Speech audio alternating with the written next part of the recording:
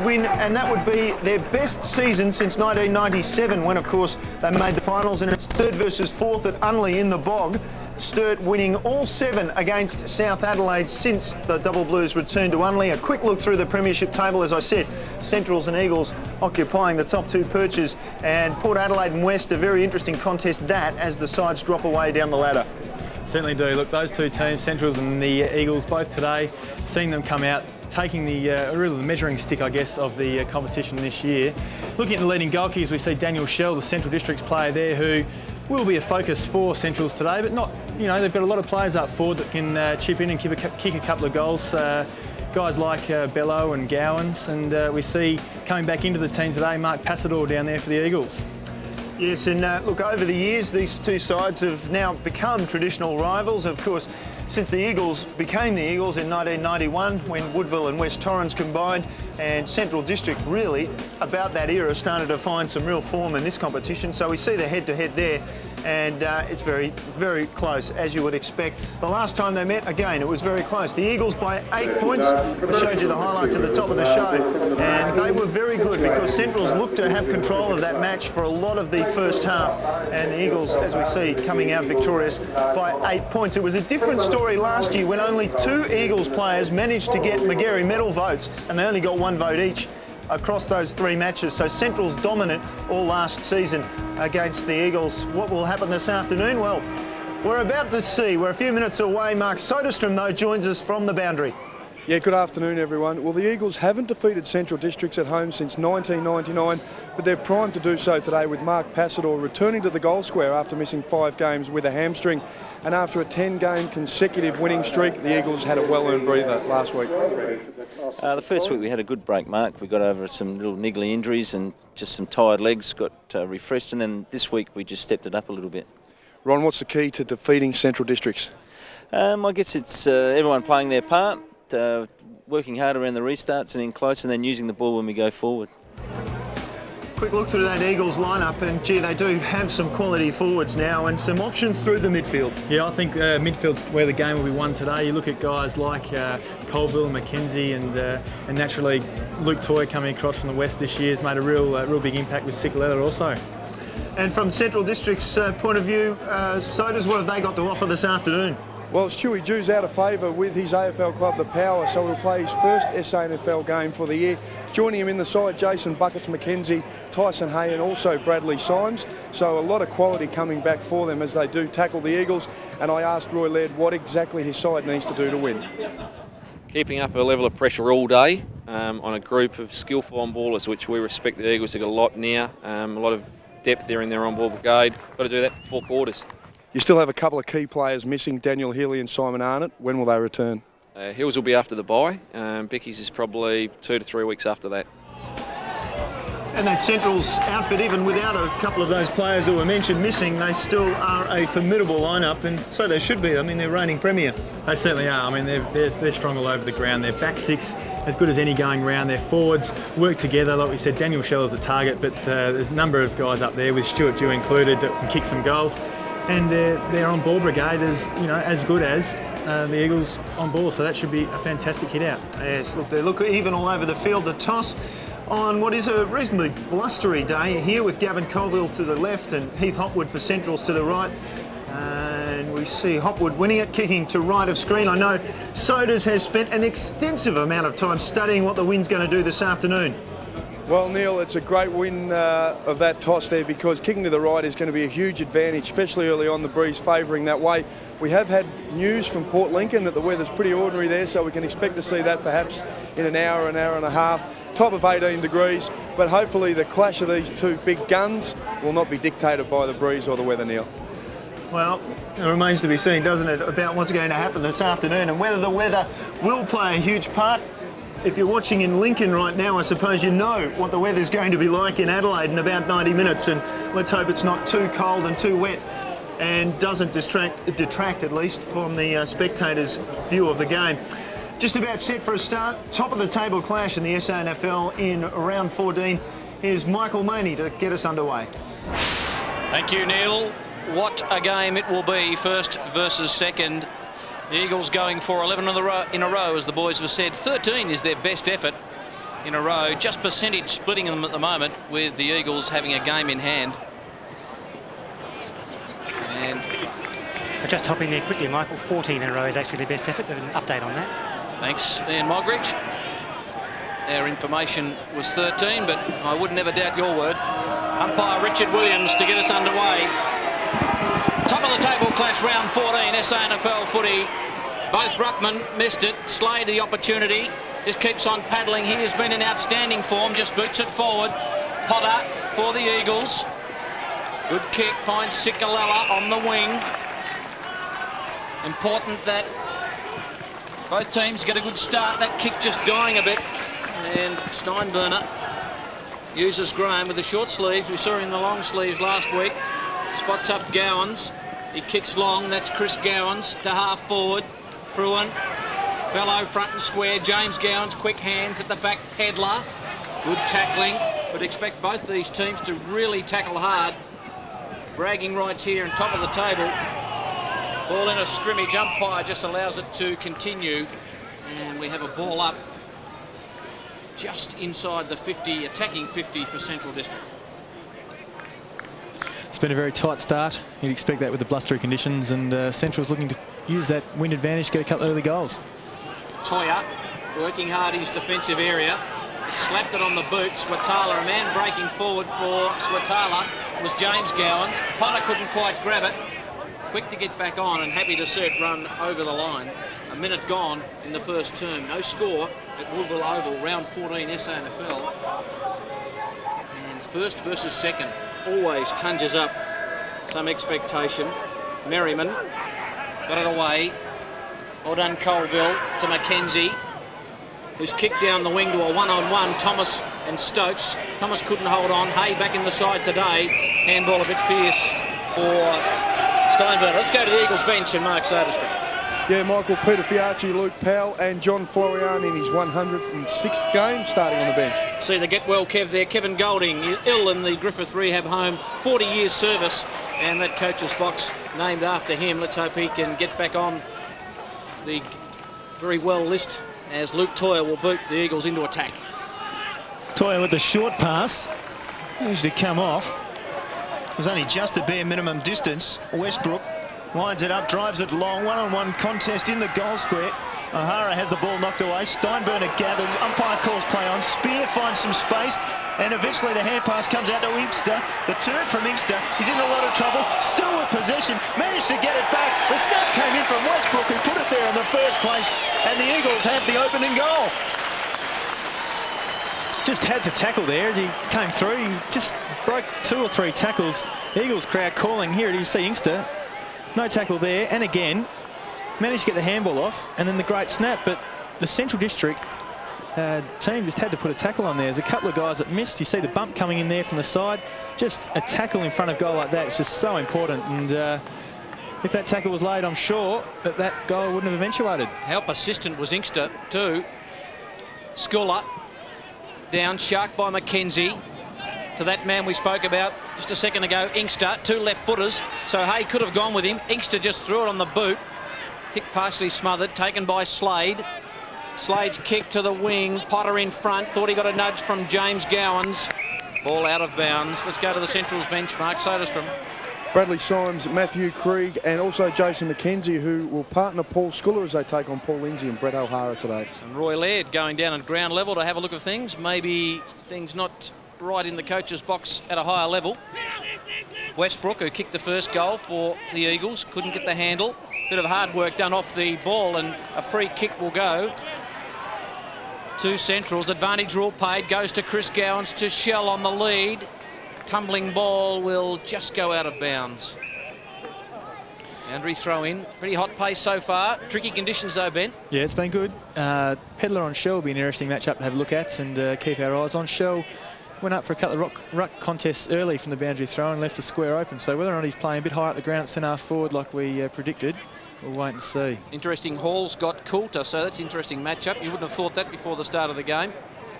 Ball in the pocket for forward pocket for Central's. Toyer, good tackle by Coulter. Umpire says, give it to me. Have a ball up. You'll see Luke Toyer on the bottom of a few packs today, I'm sure. Is that in and under player? Ball down, Lindsay again. Nice little tap. Merriman just takes it over the line. Hall and Coulter, you would imagine that is an advantage for Centrals as we look at just the conditions around the ground. Very dusty and windy, and I imagine we're going to get worse this afternoon. Ball back into play. Lindsay went to ground. Potter trying to force it to the line and succeeded in the end. Out of bounds, another throw in. Ben, yes. Coulter and Hall, you would think that Centrals have engineered that matchup. Yeah, no doubt. I think that would, you know, whether or not that rings any alarm bells in the Eagles box just yet. I mean, they might wait and see how they go, but yeah, be a little bit worried about that one. Lindsay again. Here's Dew. First game this season for Centrals. Oh, and just away. Was online. He's been sent back to the SANFL from Port Adelaide. Try and find some confidence, and that was a pretty good start. Stewie Dew couldn't get enough hook on it. Mackenzie kicks it to himself and goes long. Good kick. Just to a packed situation. Ball over the back. Spear off the ground. Foot race. A few speedsters there. Slade, Spear and Ware. Brilliant tackle. See Spear drop the footy. And Matthew Slade, one of the toughest tacklers in the business. Look at that. Right at the hips. Matthew Slade. Terrific bit of work. He's got it on the wing. Umpire called him to play on. Kicks it very high. Over the back. Hall. Down to Merriman. Tackled by Hopwood. Taken by Bello. Just kicks inside 50. Shell and Pedlar. All bounces just in front. Shell's very clever. Oh, just lovely collect. What'll he do? Try and dish it off. Handball to himself. Played for the free kick. Crowd said ball. It trickles out of bounds. Umpire says throw it in. Just had a look there. And Daniel Shell, and saw there wasn't much to go for. He wasn't quite backing himself with the check side under that much pressure, and yeah, good decision by the umpire letting it go. Lindsay knocks it down. Very close to the line. Coulter sees it out. Another boundary throw in. Eagles by 5 points. 7 minutes, first term. It's Coulter on screen.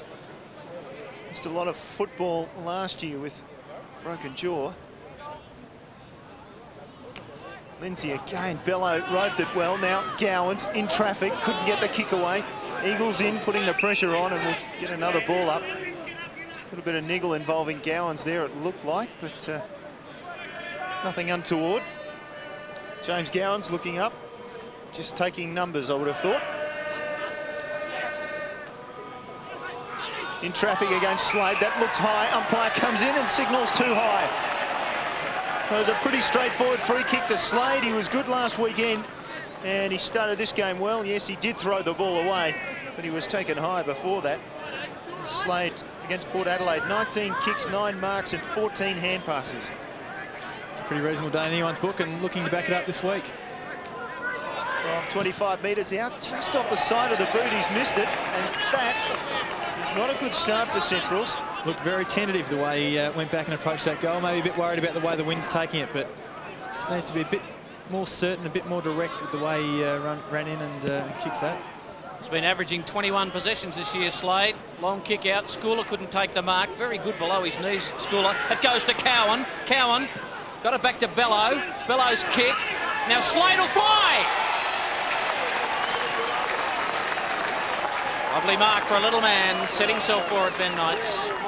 Watch that coming in from outside the 50, and there were 3 Eagles guys around that ball. You can see them there. There's actually one just back of screen as well, just to the right of screen. All, you know, waiting, and he just had his eyes on it the entire time as he goes back and makes no mistake with that. Puts Centrals into the lead for the first time today. But the Eagles guys, I mean, there's 3 or 4 much taller Eagles opponents, and they just had to at least put some, you know, some physical body presence, you know, around the footy, and not let him have that free jump at the ball. But oh well done to Matty Slade. Good jump, good grab, and well finished. Here's the Centrals up by 2 points. They're kicking with a reasonably strong breeze to the right of screen. If you've just joined us, Schooler up and down without possession, and now we'll get a bounce, or at least a throw up. They're saying NFL rules now. They've changed them. They've decided that there's no need to tax the Central umpires by asking them to bounce the ball. So unless they're on an AFL list, those umpires will just throw the ball up and get play underway. Toya with a couple of great fends that would have made rugby league players proud. Ball inside 50 again. Passador leads the chase for the ball under pressure from Sibanela. Passador takes the ball out in the forward pocket for the Eagles. Coming back after missing 5 or 6 weeks with a hamstring. Mark Passador, still the Eagles' leading goal scorer. He has 20 for the season. Ball back into play in the forward pocket. Mahara and Schooler, who knocked it down well. Merriman swoops on it, couldn't get left foot to the ball, and now he's under pressure, under a lot of pressure. Could be holding the ball. Umpire instead, Richard Williams, will come in and throw it up.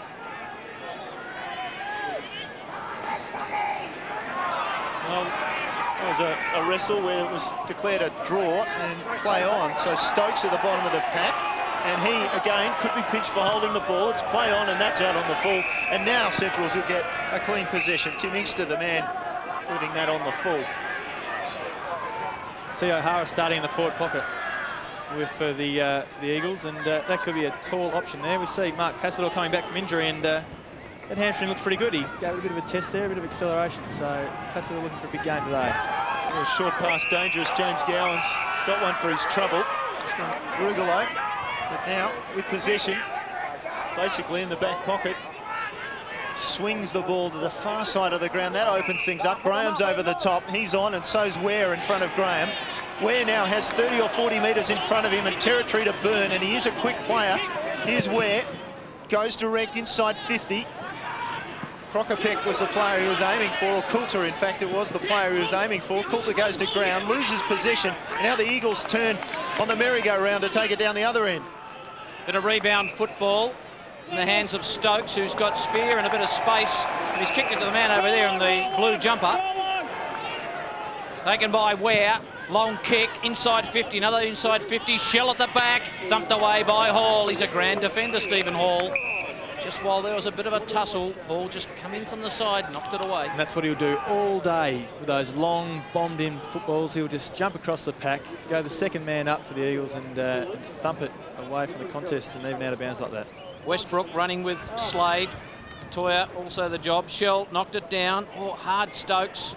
Merriman got it to Sikalela, who just got rid of it okay. Pedler taken by James Gowans.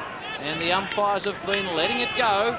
If they're going to do that, let's hope they do it all day. Saw Daniel Shell jump over the top there again with that boundary contest. Good tackle there by Gowans. But I think Daniel Shell will help Schooler out there with those jumping over the top on the forward line. Ruckman finding it difficult in the swirly conditions to get a good run at the football from the ball up. Good mark by Quinton Graham. Graham's kick toward Arford. Cowan just over his fingertips. Colville. Also Gowans, good contest that. Potter, we know he gives 100%. Ryan Potter, the tough customer. Ball up, a couple of kicks from Centrals. Schooler knocked it away. Colville cleverly out the back to Stokes. Westbrook, fresh air shot. Gowans, handball looking for the brother. Sikalela put the body in. Stokes to Hall, he's about to get nabbed. Wobbly old kick taken by Rugolo. Lovely handball. Just set up Merriman. Merriman kicks toward the O'Hara-Sibanala contest. It was a good one too. Front and square. Steinbrenner to Thomas. Lovely kick to Chris Gowans to Swatala. They're dangerous in this situation. Kick not good. No one can take the mark. Sikalela over the back quickly to Hall, who just threw it on the boot. Spear needs a good bounce and gets one. Just quickly threw it on the boot. Got a call from Toya. Toya needed a good bounce, didn't get one. Boundary throw in. Could have done a bit more with that little snap. Just had to steady and get that on, and then Luke Toya would have been in the clear. You see that dark cloud coming across from the west, and you'd assume that something's going to happen there a bit later on. Well, nothing happening in there, in tight. Then Hall grabbed it, kicked it long. Contest won by Hopwood at half-back, or actually centre wing. And will he get 25? He won't. Squares it immediately. Steinbrenner in a bit of space. Drives it in towards centre-half forward. A lot of balls coming off the outside of the boot so far. Ball into centre-half forward, almost marked by Gowans. Coulter picks it up, drives it high and long. Chris Gowans comes against the tide, came Westbrook with the thump. Toya took out Shell, didn't worry about the ball. Now Shell has possession, farms it off inside. Not to a teammate though. Sikalella was clever. Around the corner found Merriman, or Westbrook, Merriman I think it was, and then off Colville, off one step down towards centre wing. Well done O'Hara. Latched onto it basketball style, just couldn't keep a hold of it for the mark. And eventually ball up inside the centre square. And a free kick inside the centre square. Rugolo, the man with two jumpers on, quickly. How wide he goes to Spear, he's got some space. Interesting battle between Spear and Ware on that wing. Goes into centre half forward with the kick, that's holding behind the pack. McKenzie was taken out of it, and he will take a free kick. And you would think he'd struggle for distance from this sort of area. Yeah, it'll be a tough kick into that breeze, and like we said, it's a pretty strong breeze. I was just watching from when the footy was down in the Central District's forward pocket there. Luke Toyer and Matty Slade having a bit of toe-to-toe, and I reckon Luke Toyer has taken the angry pills today. He's trying to run into everyone and have a crack at anything he can see. So here's McKenzie having a crack from 50, and he only half kicked that, deliberately so, I think, to the top of the square. Gowans will rush it through in the end for the minor score, and that just brings the Eagles within 1 point. That's a smart kick, a very smart kick, Neil. Sorry about that. That he, just popped it up about 15, 20 metres out, rather than knowing that he probably couldn't make the distance, and rather than bombing it to the actual goal line where it could be punched through easily, put it at the top of the square. Very sensible. Ball burster by Tyson Hay. Free kick. He'll come back, and it will go to Chris Gowans. Let's have a look at this one, Ben. Definite free kick. Long kick. Good mark, Shell, out in front of Pedler, dishes off to Ware. Ware looking for Coulter on the lead. Hall at the back. Sikalella, we've seen him do this plenty of times during this season. Justin Sikalella, very cool to Westbrook. He loves to mop up, does Sikalella. Westbrook's kick is a pretty ordinary one, and James Gowan takes a gutsy mark in the middle of that pack. Thought about going to Bello. Goes into the middle to Hopwood, who loves to run forward. Hopwood just gets the kick away to the lead of Dew. Out in front of Sikalella, Stewie Dew will kick from 25, slight angle. He's on a perfect position to draw this one through for a left footer. That's such a great kick by Heath Hopwood there. He really surmised the, what was going on, and under a fair bit of pressure, just popped the kick, bit of air, knowing the breeze would take it, and put it out in front. And unfortunately, we're waiting the goal umpire. No, fortunately, fantastic kick from that pocket. Stuart Dew using the breeze to advantage to bend it back, and slides another one through for Central Districts. Lovely kick by Stewie Dew. Takes it out to 7 points. I don't know about that kick, Ben. You don't think so? Oh, well. The goal umpire had a good view. Let's have a look. Well, you don't get much closer, Neil. It was very close. Well, Centrals by 7 points. Remembering, though, they've got the breeze. Toya with those angry pills runs through the middle and doesn't take possession again. This time O'Hara takes McKenzie. That would be McKenzie from Centrals to the ground. Are they performance-enhancing pills, those angry pills, Ben? I don't think we can talk about that this present day and age, can we? I don't think he's a cyclist anyway. Ball punched forward by O'Hara. Graham, oh, he's about to be nabbed, just got the hand pass away. Steinburner was the target. He's got Thomas in front of him, goes to the side to Graham. Now Thomas will get it in the chain. Thomas over the top into Coulter. He'll swing onto the left foot, drives it in long. Another awkward mistimed kick, but it proved effective. Chris Gowans inside 50 with the mark. Matthew Stokes just clip a little worse for wear. think. He did cop one across the nose, did he? Didn't notice that in the play. Yeah, just a little clip from the player running past, which I'm all too familiar with. So Chris Gowans, the more accurate of the two Gowans boys when it comes to goal kicking, and as we see that time, very accurate. Lead is out to 13 points for Centrals. Like Michael Mahoney said at the start of the game, I think it's going to be an old-fashioned shootout today. And obviously Central's a little bit of advantage with the wind, but that just looks the way it's going. It's a fast, free-flowing game. The skill level's been pretty good considering the blustery conditions, and I think it's just going to be an absolute shootout. Been a bit of a surprise move here. Heath Hopwood's been dragged from the ground and had a bit of a chat to the coaching staff on the bench, and Matthew Krieg on. Just one more possession to Central's, 48 to 47, but been inside 50 14 times to 3. Well, if you get dragged off, if you're a Centrals player today, you get to stare Roy Laird right in the face because he's right down on the box down at ground level. Rugolo, handball chopped off. They work pretty hard, Centrals. Also working hard, Mackenzie. Good hip and shoulder by Chris Gowans, kicked off the ground by Swatala. Bello got it back to Krieg. Now Krieg's got to try and centre it up. Looking for Shell. Shell's in good position. Can't take the mark. Dewey Dew over the body. Just missed. Over the body or around the body? I think it might have been around the body, Ben. I'll tell you what, Behind. It's tough, very tough to snap the ball back that far, and Stewie Dew has snapped it a little bit too far. Too much hook. You've been working on that American accent, Benny. Yeah, thanks. Dude. Siders. Yeah. Give him his dues. Mackenzie to bring the ball back in. And O'Hara comes from behind with a good mark. Did very well to get over the pack. With the wind, that ball would have been dropping quickly. The hand pass has gone off and now down to Insta. He's still at half back for the Eagles, trying to work the ball systematically down the ground. Colville makes space. Now they're at centre wing. Trail by 14 points. We're into time on in the opening term. Colville's long kick, looking for Lindsay resting up there across half forward. That wasn't a hand pass, but it found Spear anyway. Toya was the man. Was trying to push off, and then the ball just popped out in the direction of Spear. He was tackled. We'll get another ball up. Give that one to Mackenzie. Matters little. Ball's only travelled about 5 yards before we get another ball up. Stalemate at half forward right for the Eagles. Lindsay over the top. And again, we'll get another ball up. Break it up, Michael.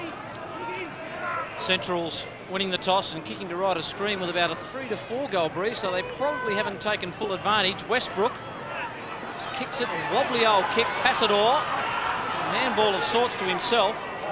Snapped up by James Gowans. Working very hard on the outer side of the ground, Tyson Hay. Good work by Mackenzie, good body work, sets up Ware. Who sets up Krieg? The Bulldog machine away. They can run the footy down. Long kick by Krieg. Hall. Stuart Dew can get into the contest. Too strong, Stephen Hall. The kick looking for Colville and finding him. Mind seeing that matchup, Dew versus Hall. Yeah, good one. A terrible kick. Cowan. Wrapped up by Pedler. It was a handball. Just looking away for a second. There's Ronnie Fuller. Not a good handball by Colville. O'Hara down to Fruin. Sikalella. A bit of space, Fruin. Looking for Stokes, who's recovered from that hit on the beak.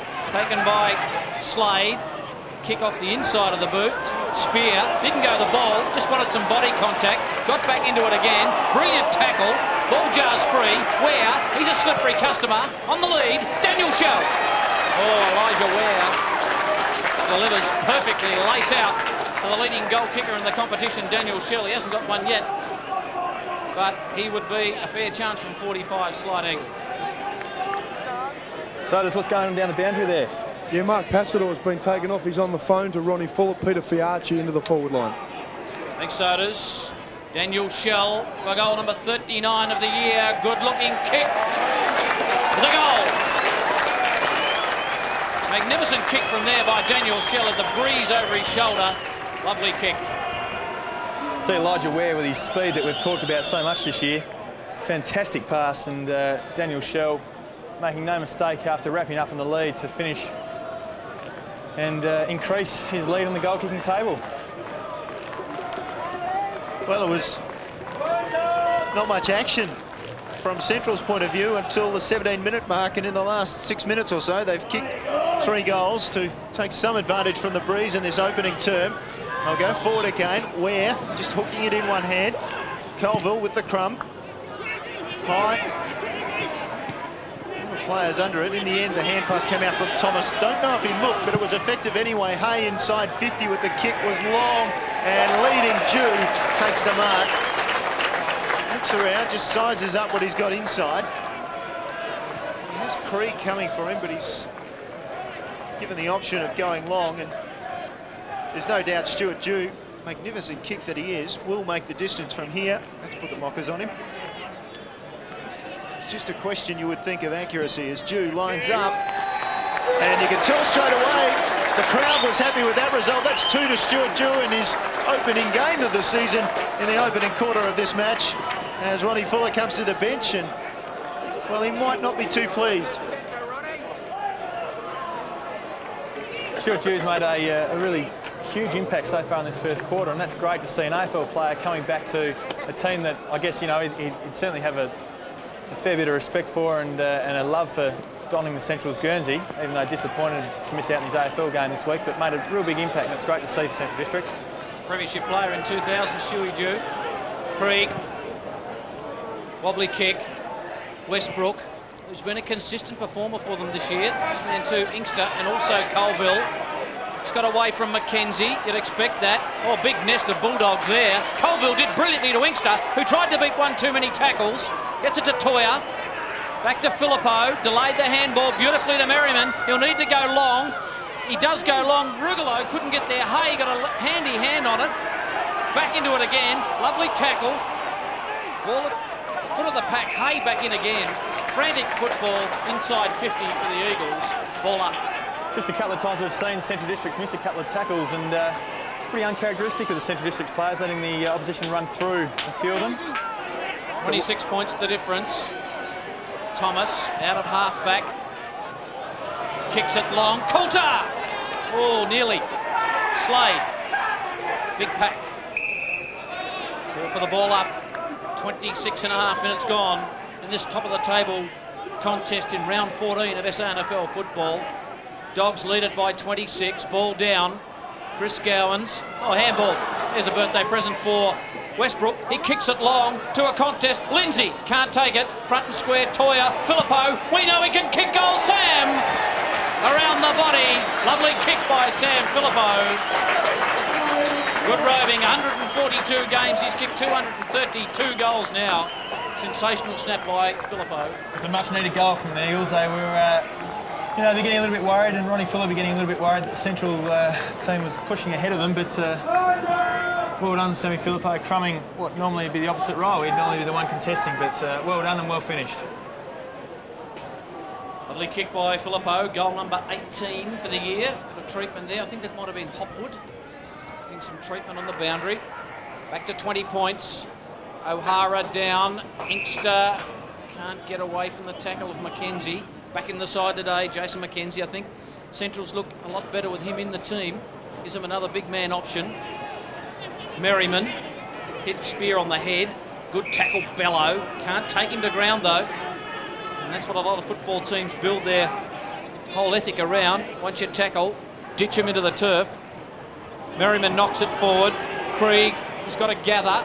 And a man on the overlap in Hay to Ware. Not too many can go with Elijah. Long kick by Ware. Out to Dew.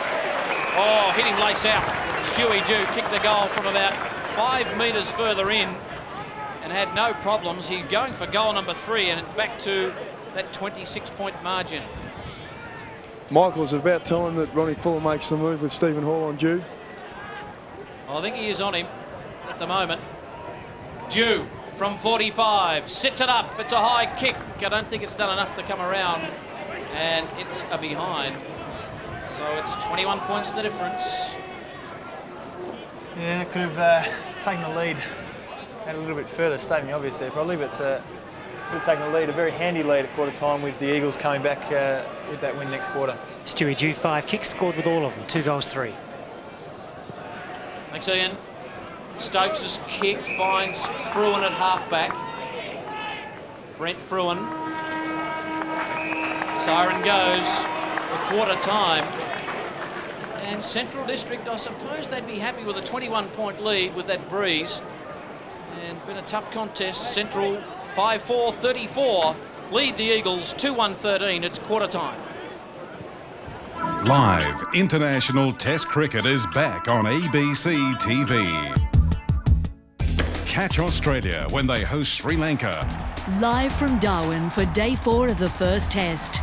International Test Cricket. Australia versus Sri Lanka. Sunday on ABC.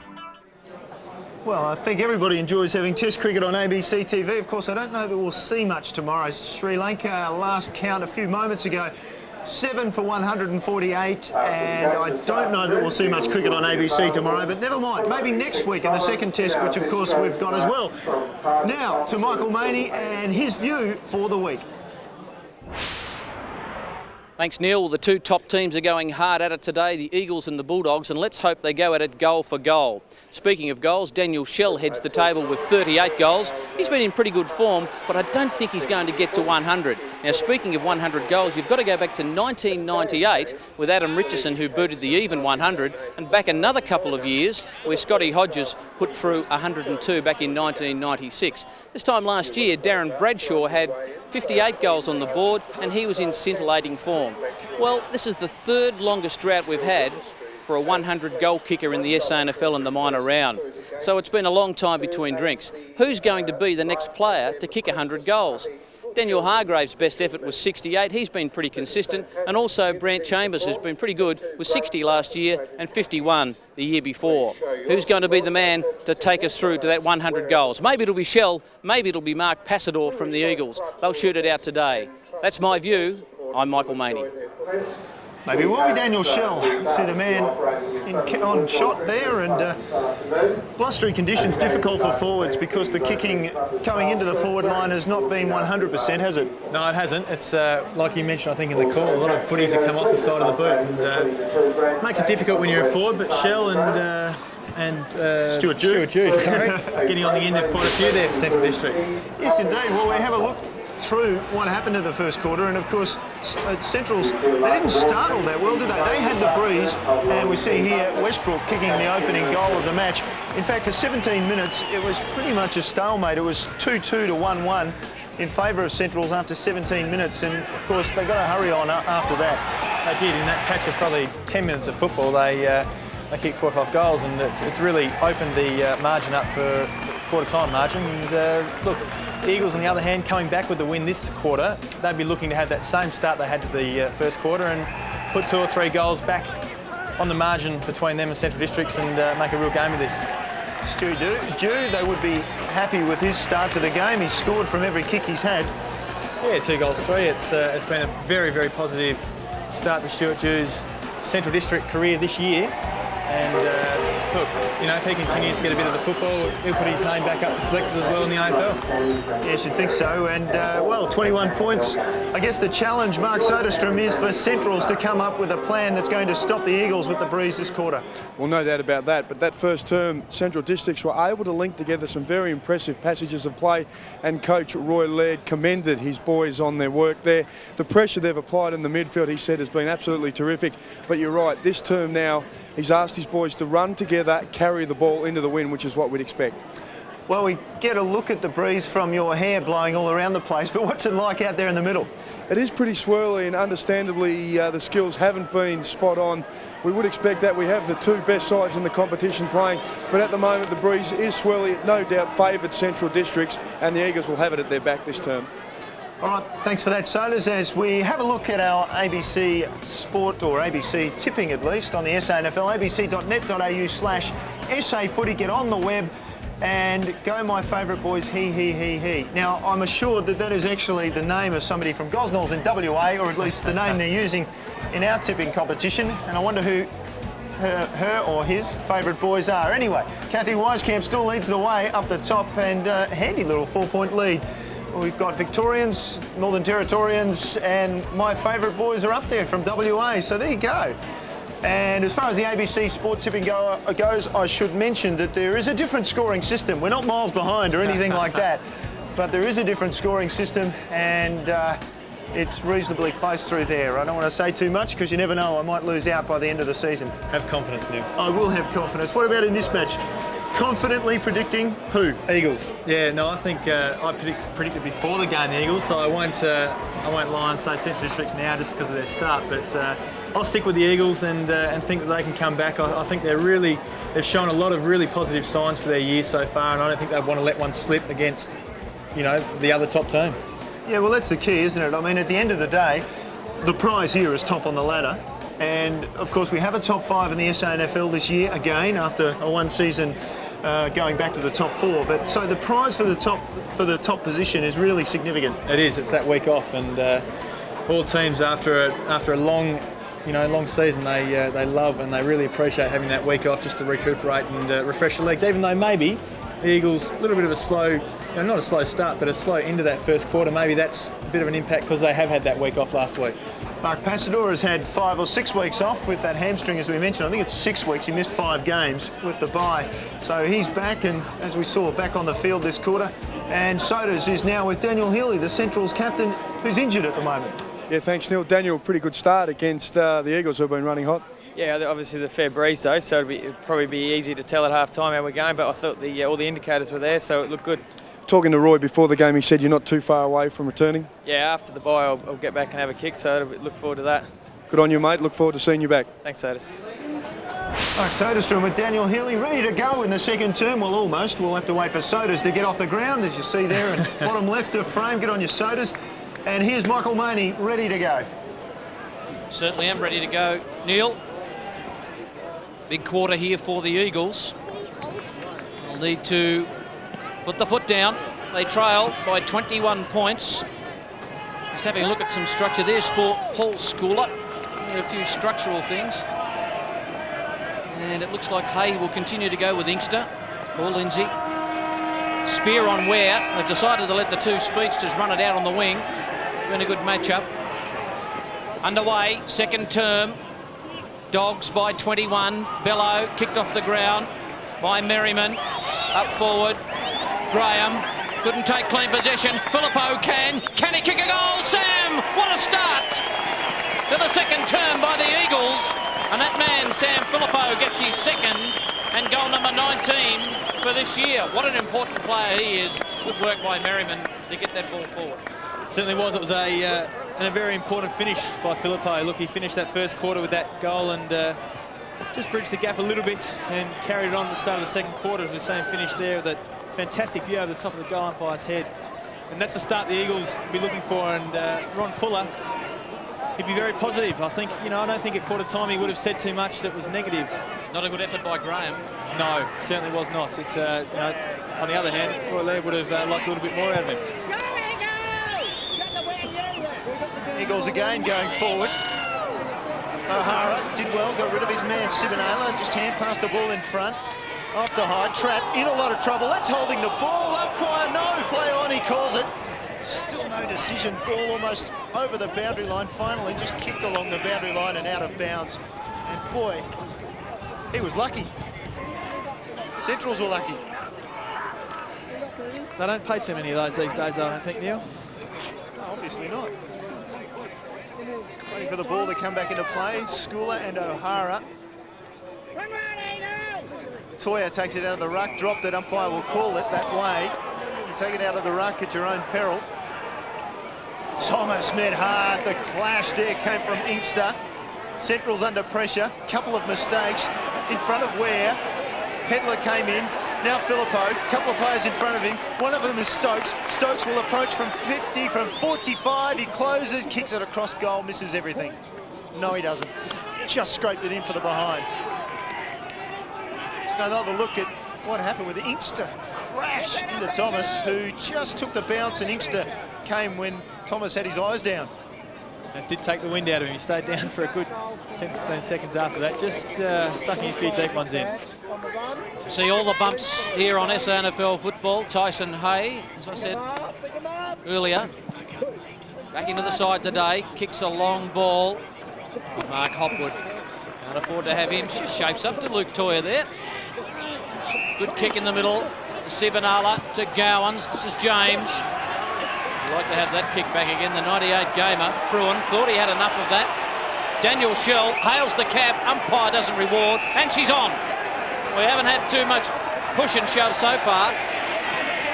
Everyone's getting fired up on the outer side. I think I'm disappointed there that the mark wasn't paid, and look, probably was unlucky, I'd say. Ball spills out the back. Sikalella. The man in space is Stokes. Trainer got out of the way. They spend a bit too much time on the ground, runners and trainers, for my liking. Taken by Inkster, Spear, tackled. Lovely job by Ware. Hay. He's found a bit of space, let himself down with a handball. James Gowns is testimony to that. Umpire let it go. Umpire Richard Williams. Well, I must say, he did have prior opportunity. Pinned the arms. That's got to be holding the ball, surely. Here we see a bit of the tussle on the umpire getting bowled over. Getting right into it. Bello. And a free kick will come back. And you can just sense things are starting to hot up a bit, Ben. That's what we're looking forward to. Hopwood runs through the centre. High kick. Fruin this time. Surely a free kick. No free kick. Thought it was over the shoulder. Umpire threw the whistle away. We'll have a ball up. I'll tell you what, with that spoil, Fruin was not at all impressed with Shell. Shell followed the football, and you watch Fruin jump up here and charging, if we can see it. He jumps up and absolutely charges in there, hoping to land one on Daniel Shell, and there's a bit happening. There's a lot happening out there. 4.5 minutes gone. And it is 14 points the difference in favour of the Doggies. Lindsay just knocking it. Switala knocking it as well in front of him. Switala goes to ground. A couple of people wanted a free kick and none was forthcoming. Again, the umpire letting things go. Richard Williams comes in to officiate. Switala slow up. A couple of bodies came over the top of him. All up again. Again, Lindsay with control, and again, Central shark the ball. It's high. James Gowans, ball punched to ground by, well, in the background, Dew's into it with Toya, and umpire has come in and let it go. Well, Dew and Toya were into it. Those pills are working. The ball was on the ground. And there are some angry men. Forget about pills. There's angry men out there everywhere. Ball comes down to Merriman. Off the right boot, goes towards the centre of the ground. Just hope for space. He found some. Filippo gets his man under the ball. Steinburner takes on his man. Loses the ball. Stokes sweeps on it. Great hand pass from Rugolo. Filippo gets possession. Can turn around and kick it. Opts to go back to Rugolo. Run down by Ware. Well done. Pressure coming all over the ground at the moment. That was a great tackle as well coming in. Umpire paid it for too high to Centrals and kept on going Centrals. Oh, there's too much happening. Finally, Thomas steadies things on the wing. Poor kick. Lindsay comes in, misses it. Coward bumped the ground by his own man, Gowans. Chris Gowans goes in now. Finally calls a halt to it.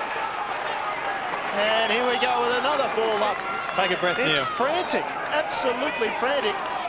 I'll tell you what, sorry Neil, I'll tell you what, I've been really impressed with Elijah Ware. Not just his speed and his skills and his disposal, but just his chasing and his tackling and his shepherding. It's just been fantastic so far. Must agree with you there, Ben. Good point. Colville's high kick. We don't want rain. Good thump away by Sibanala. Thomas on hands and knees. Oh, Toya. Lovely hip and shoulder on Steinburner. Forces the ball up.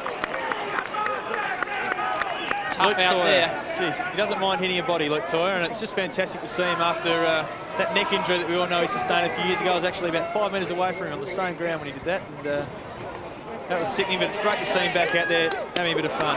Lovely handball by Lindsay. Spear couldn't take it with him. Ware, oh, surely a free kick, no.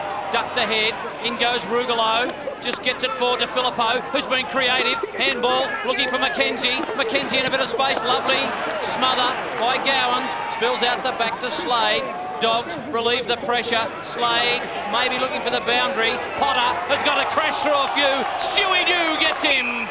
And when you get tackled by Stewie Dew, you stay tackled. A big body has Stewie, and have a look at that, Ben. Good work.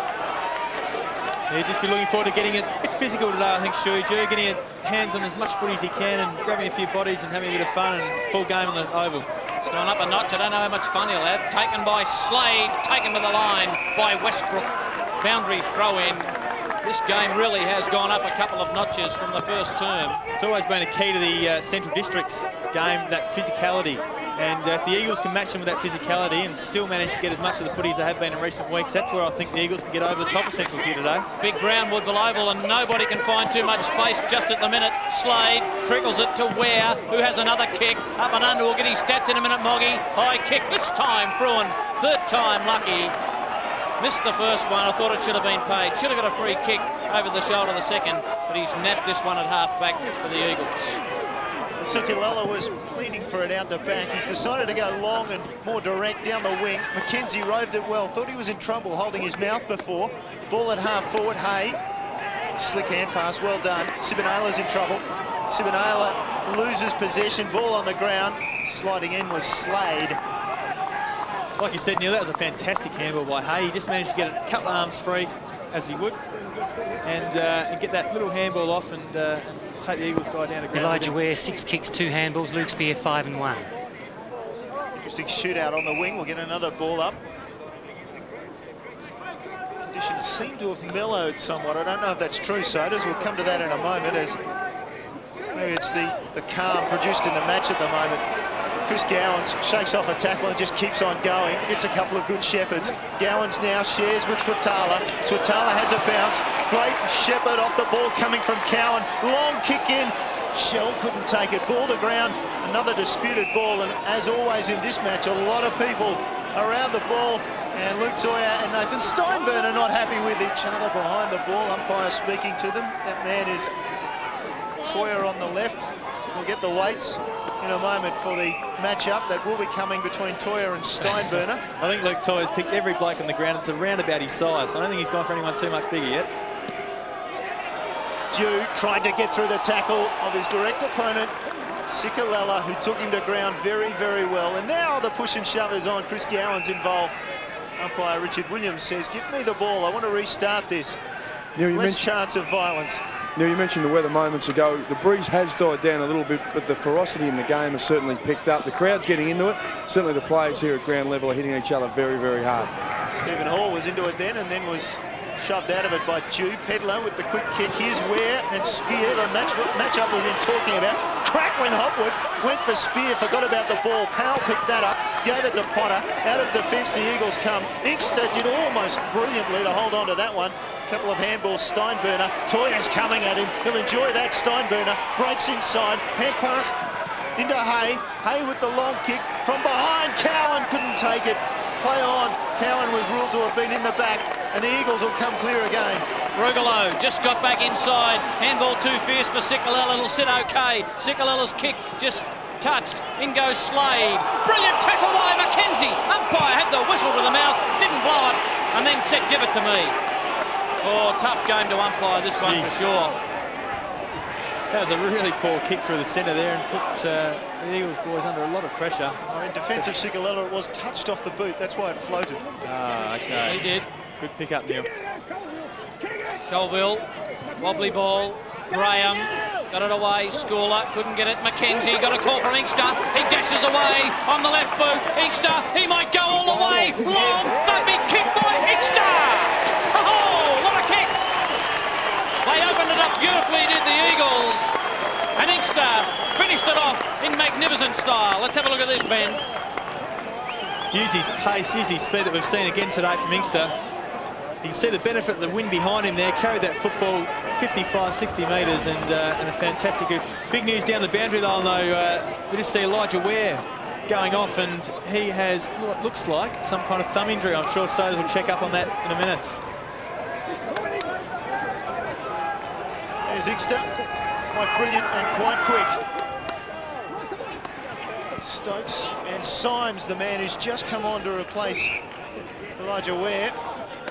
Obviously, some sort of hand problem there. The doctor checking it out. Sodas has a closer view than we do, so he will tell us what's going on in a few moments as Gowans clears the ball forward for Centrals. It's gone in a few times this quarter, but the Eagles have done all the scoring. Stokes, clever in front of Toya. They've got the numbers here, but they all run past the ball. Symes with his second possession in a couple of moments on the ground. Potter comes and knocks it forward. Dew hunting over the ball.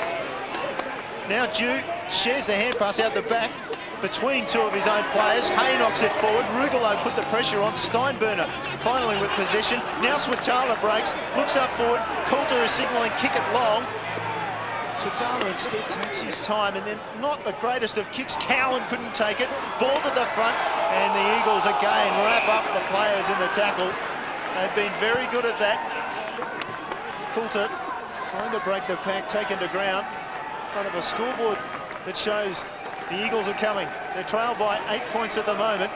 Central's under siege, even though they are in attack, and that could be holding the ball. Westbrook just went straight to ground and held onto it in the tackle of Slade. Neil, Centrals are under siege, but so is Luke Toyer as he came from the ground from the Central District supporters, and he's been replaced by Peter Fiarchi.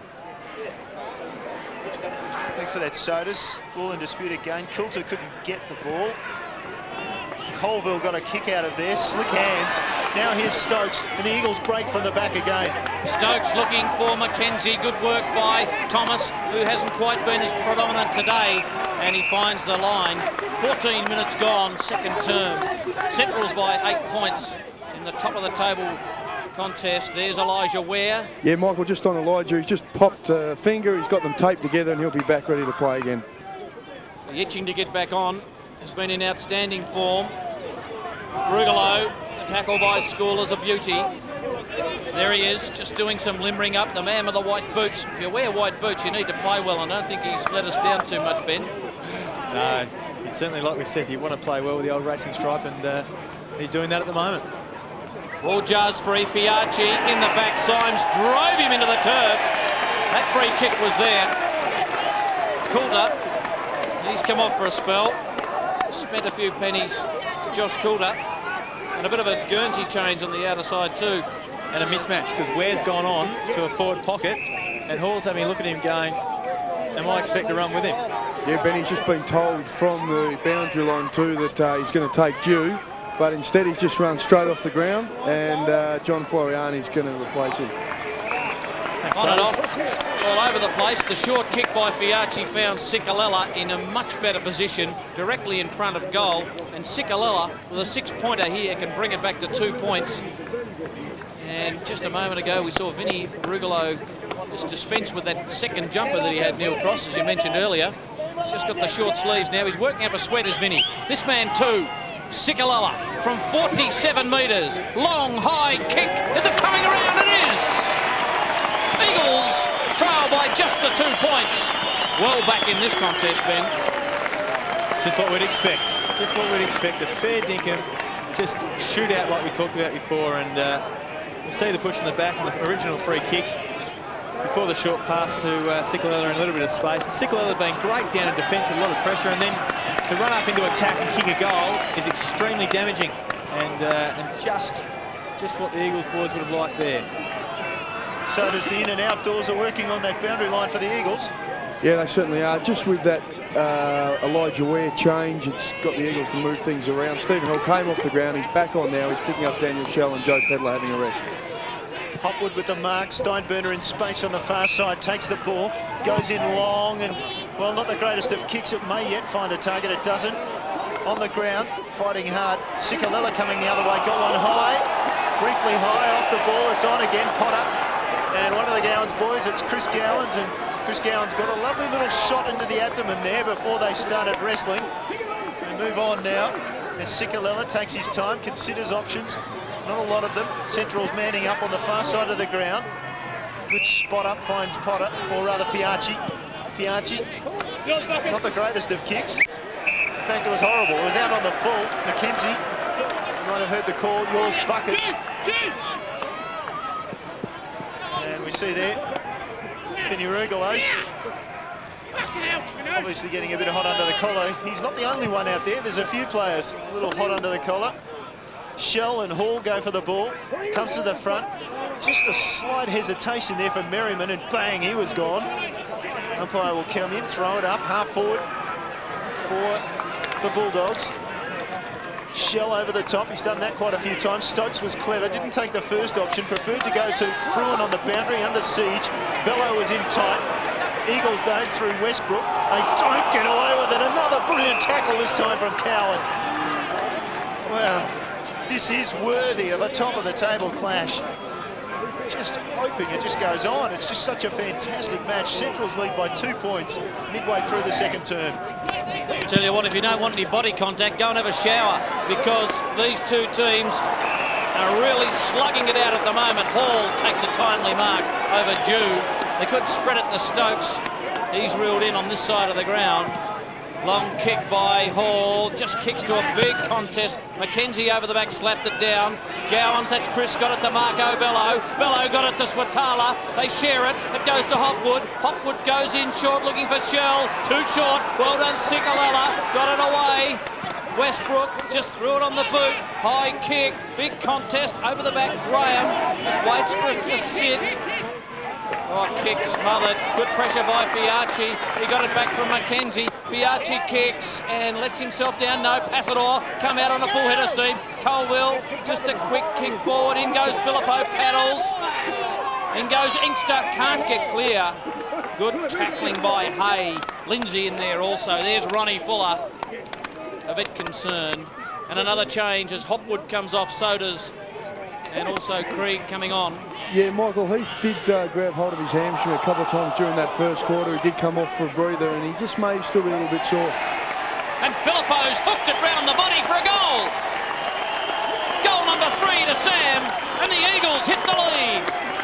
They're in front by 4 points, and that would please that man on screen, Sam Filippo's third. What a beauty. Great goal. Something I've noticed about the Eagles' forward line is just Centrals are leaving it a lot more open. The first quarter, with that wind, we saw the Eagles actually clog up that forward line of Central Districts. It didn't help them all the time, but it certainly helped them occasionally. We got 2 or 3 guys back with a big spoil. The Central District defenders preferring just to go the one-on-one with the Eagles attackers, and at the moment, I think that's helping the Eagles. Central's yet to score in this quarter. The Eagles have added 4 goals, 1. And they have a 4-point lead. They're into attack again. Filippo got rid of his man. Going the other way, Thomas, or rather Sibinala for Centrals, clears to the wing. Good kick.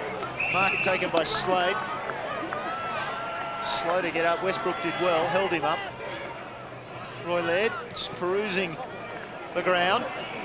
Well, like that, Dew finds some space. Rugolo shuts him down. Dew's a left footer. He'll come this side, you would think.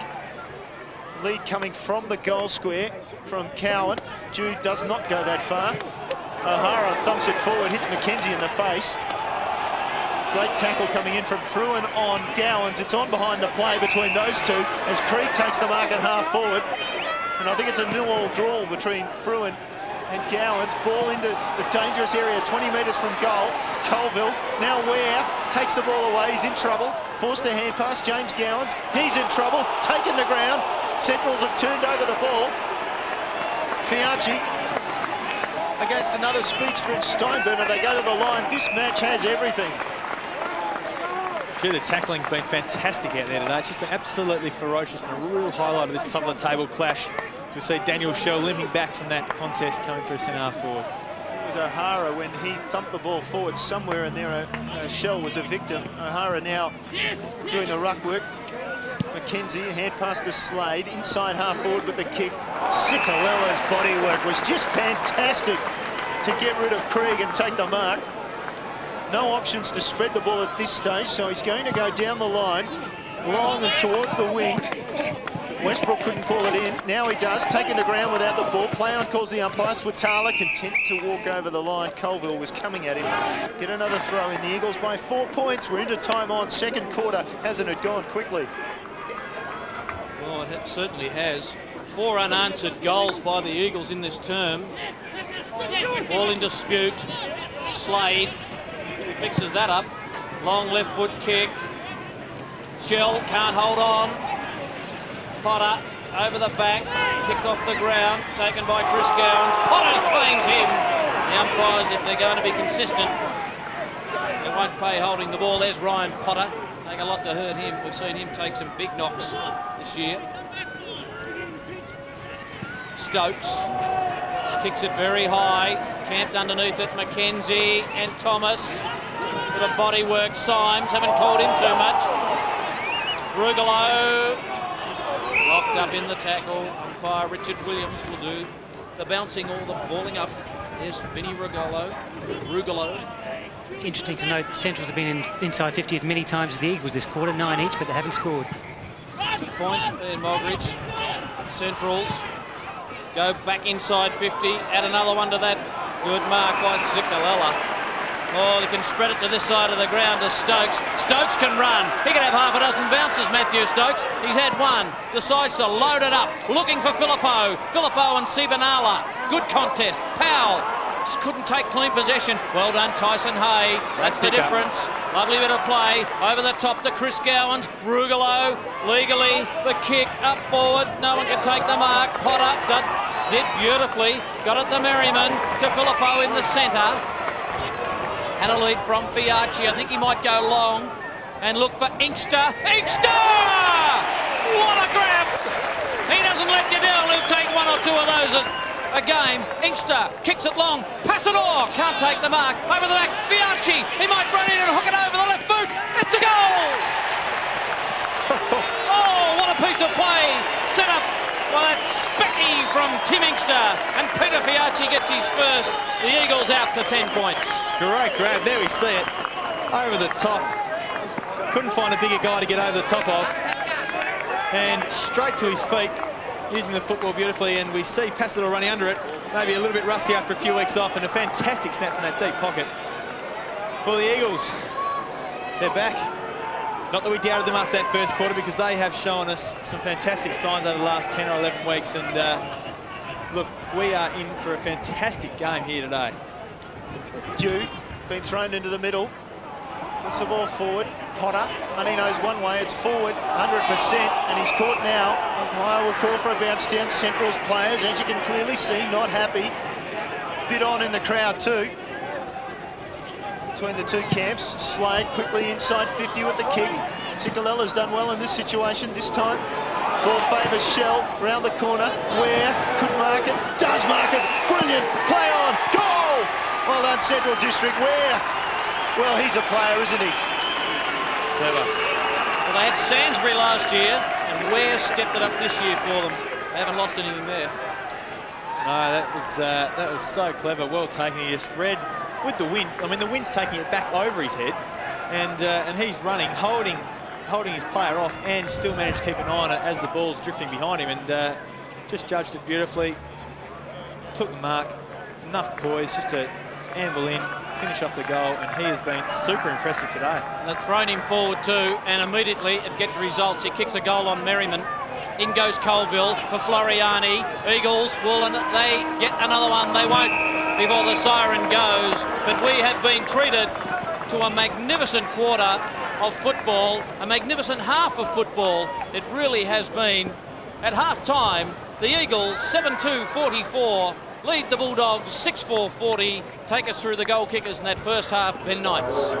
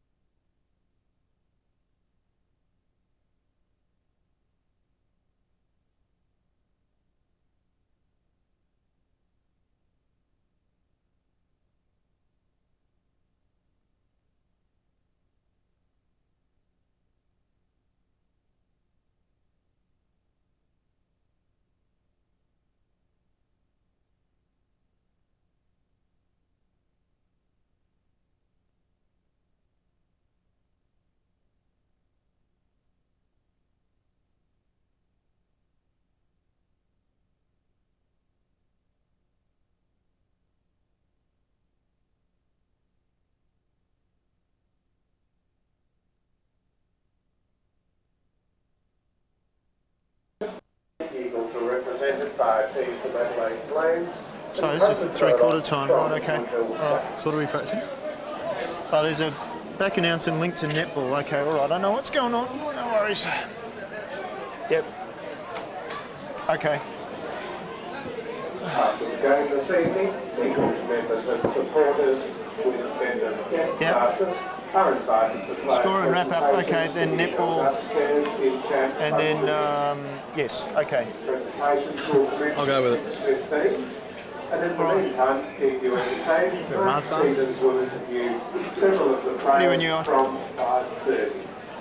So it was Central District by 5 points at three-quarter time, and of course ABC Sport has brought you this week the netball series between New Zealand and Australia, and last night, wasn't it a close one? In the end, a real rough and tumble game of netball, which is supposed to be non-contact, and 2 goals, the win by the Kiwis. We're going to have a look at some of that action.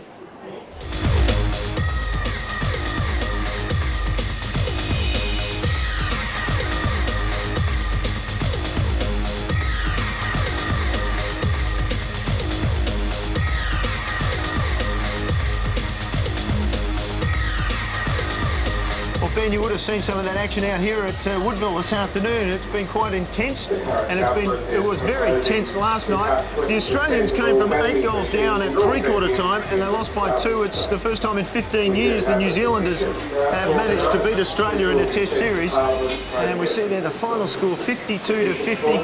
And a little while ago, we spoke to Steve Rabilia just about that match. As we just have a look at.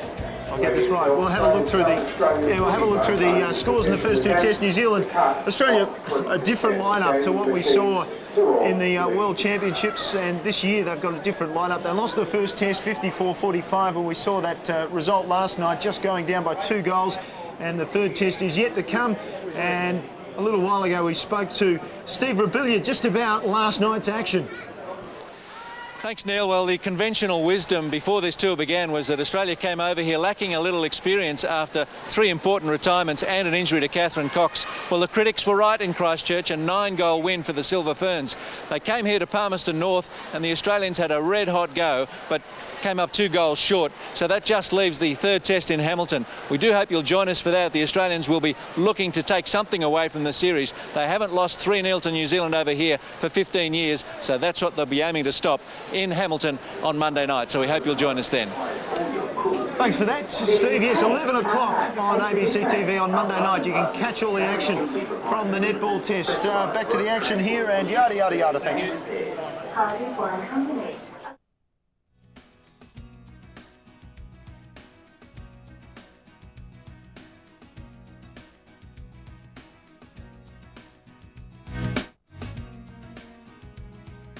Hi, current office.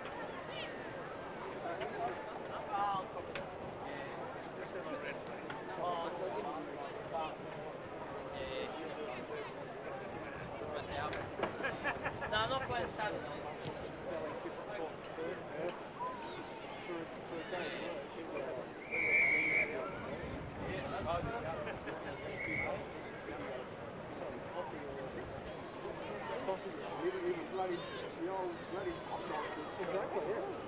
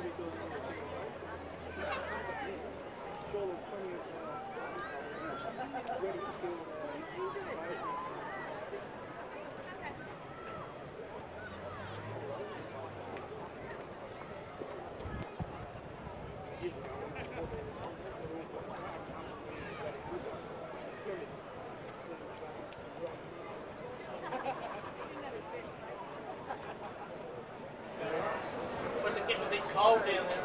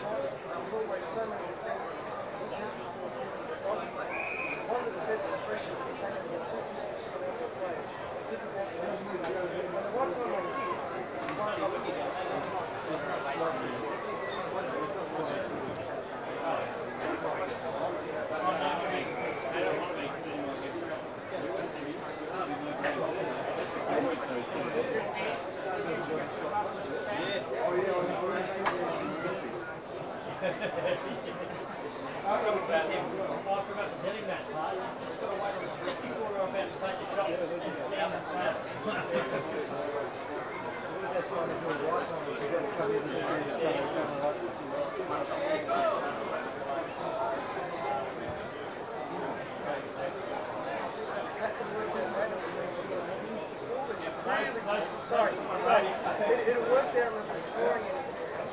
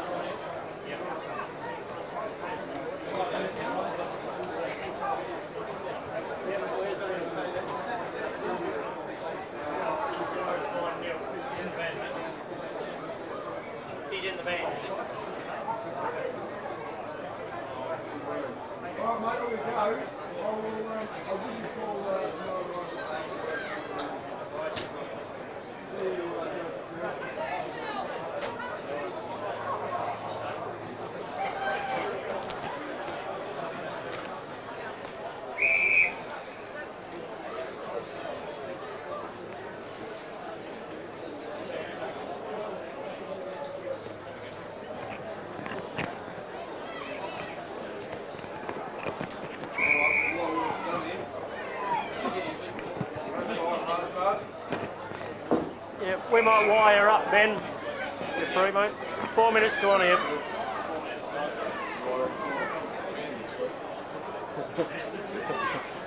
Neil doesn't get up here in a hurry, mate. You might Just have got to back carry from holiday, this so it's a little bit darker this week. It's had a week in the in Polynesia, French Polynesia. Thank you. Don't ask me no stupid questions either. Yeah, I'll try not to throw you. All right. Hot chips? Hot chips?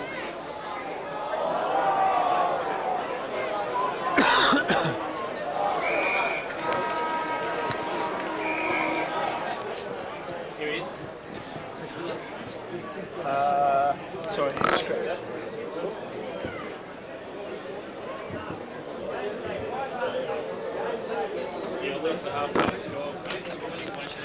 Yeah, flash them, but yeah, I've seen them, but flash them, yeah, that'd be good. There's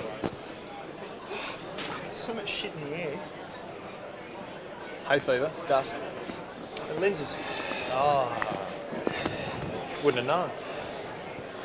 No, not many people do, because I wear them probably 16 hours a day. Yeah.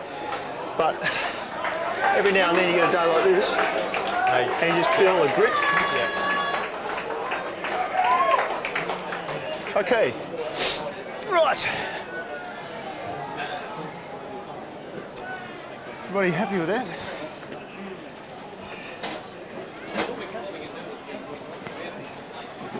We're at half time, aren't we? So, okay, so you know, the graphic will be up for Goal kickers, goal yeah, kickers and that, yeah. I think Stuart Jew and Filippo. Yeah. Both got, no, Jew got 2? Stu's got 3, I think. And Filippo's got 3. Yeah. 2 minutes, guys. But, so I always reckon if you're going to do those, you're better off just saying the multiple goal kickers. I mean, everybody else has got one, you know. Yeah, Unless you've only got 2 or 3. Yeah, that's right. You've got no choice.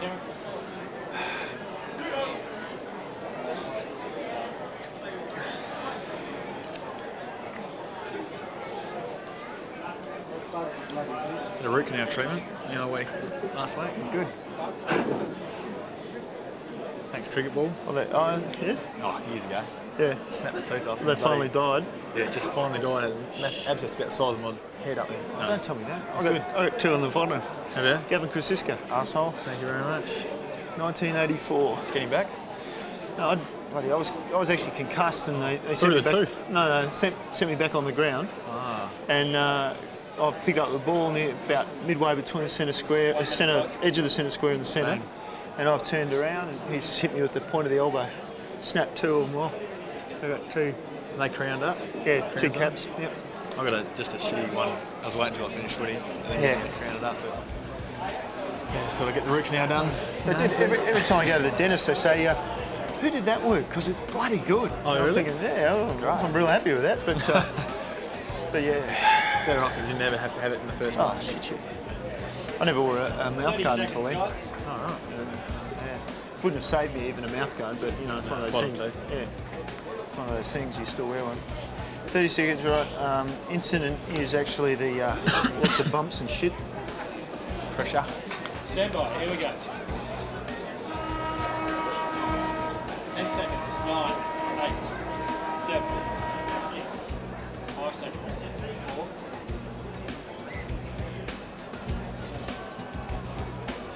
Thanks, Michael. We see there Sammy Filippo with his 3 goals for the Eagles. The Eagles holding that 4-point lead.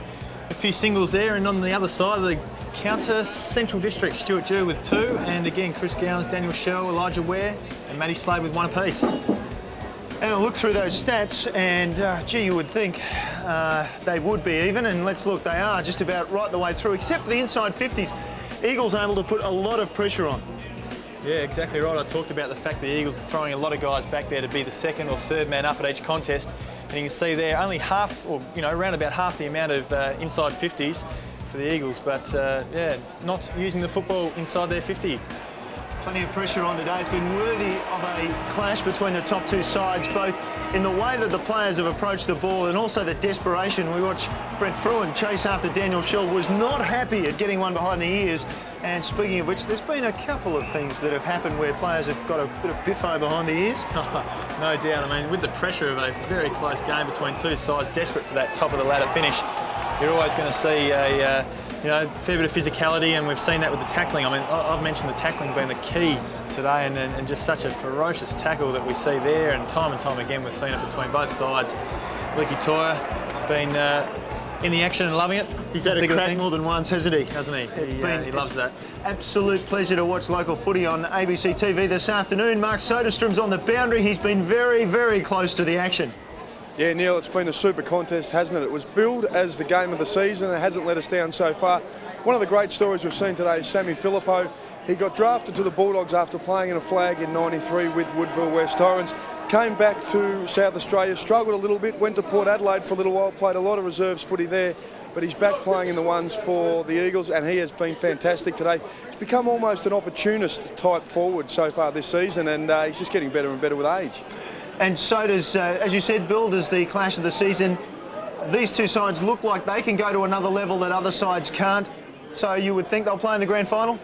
To this day, at this stage of the season, I would say yes. The difference between these 2 sides, and I think someone like a Sturt, South Adelaide, is the consistency that they have shown. Sturt do have a lot of quality. They have beaten Central Districts this year, and both of these sides are aware of that. But what Ron Fuller and Roy Laird has been able to do is just to get their teams playing good football week in and week out.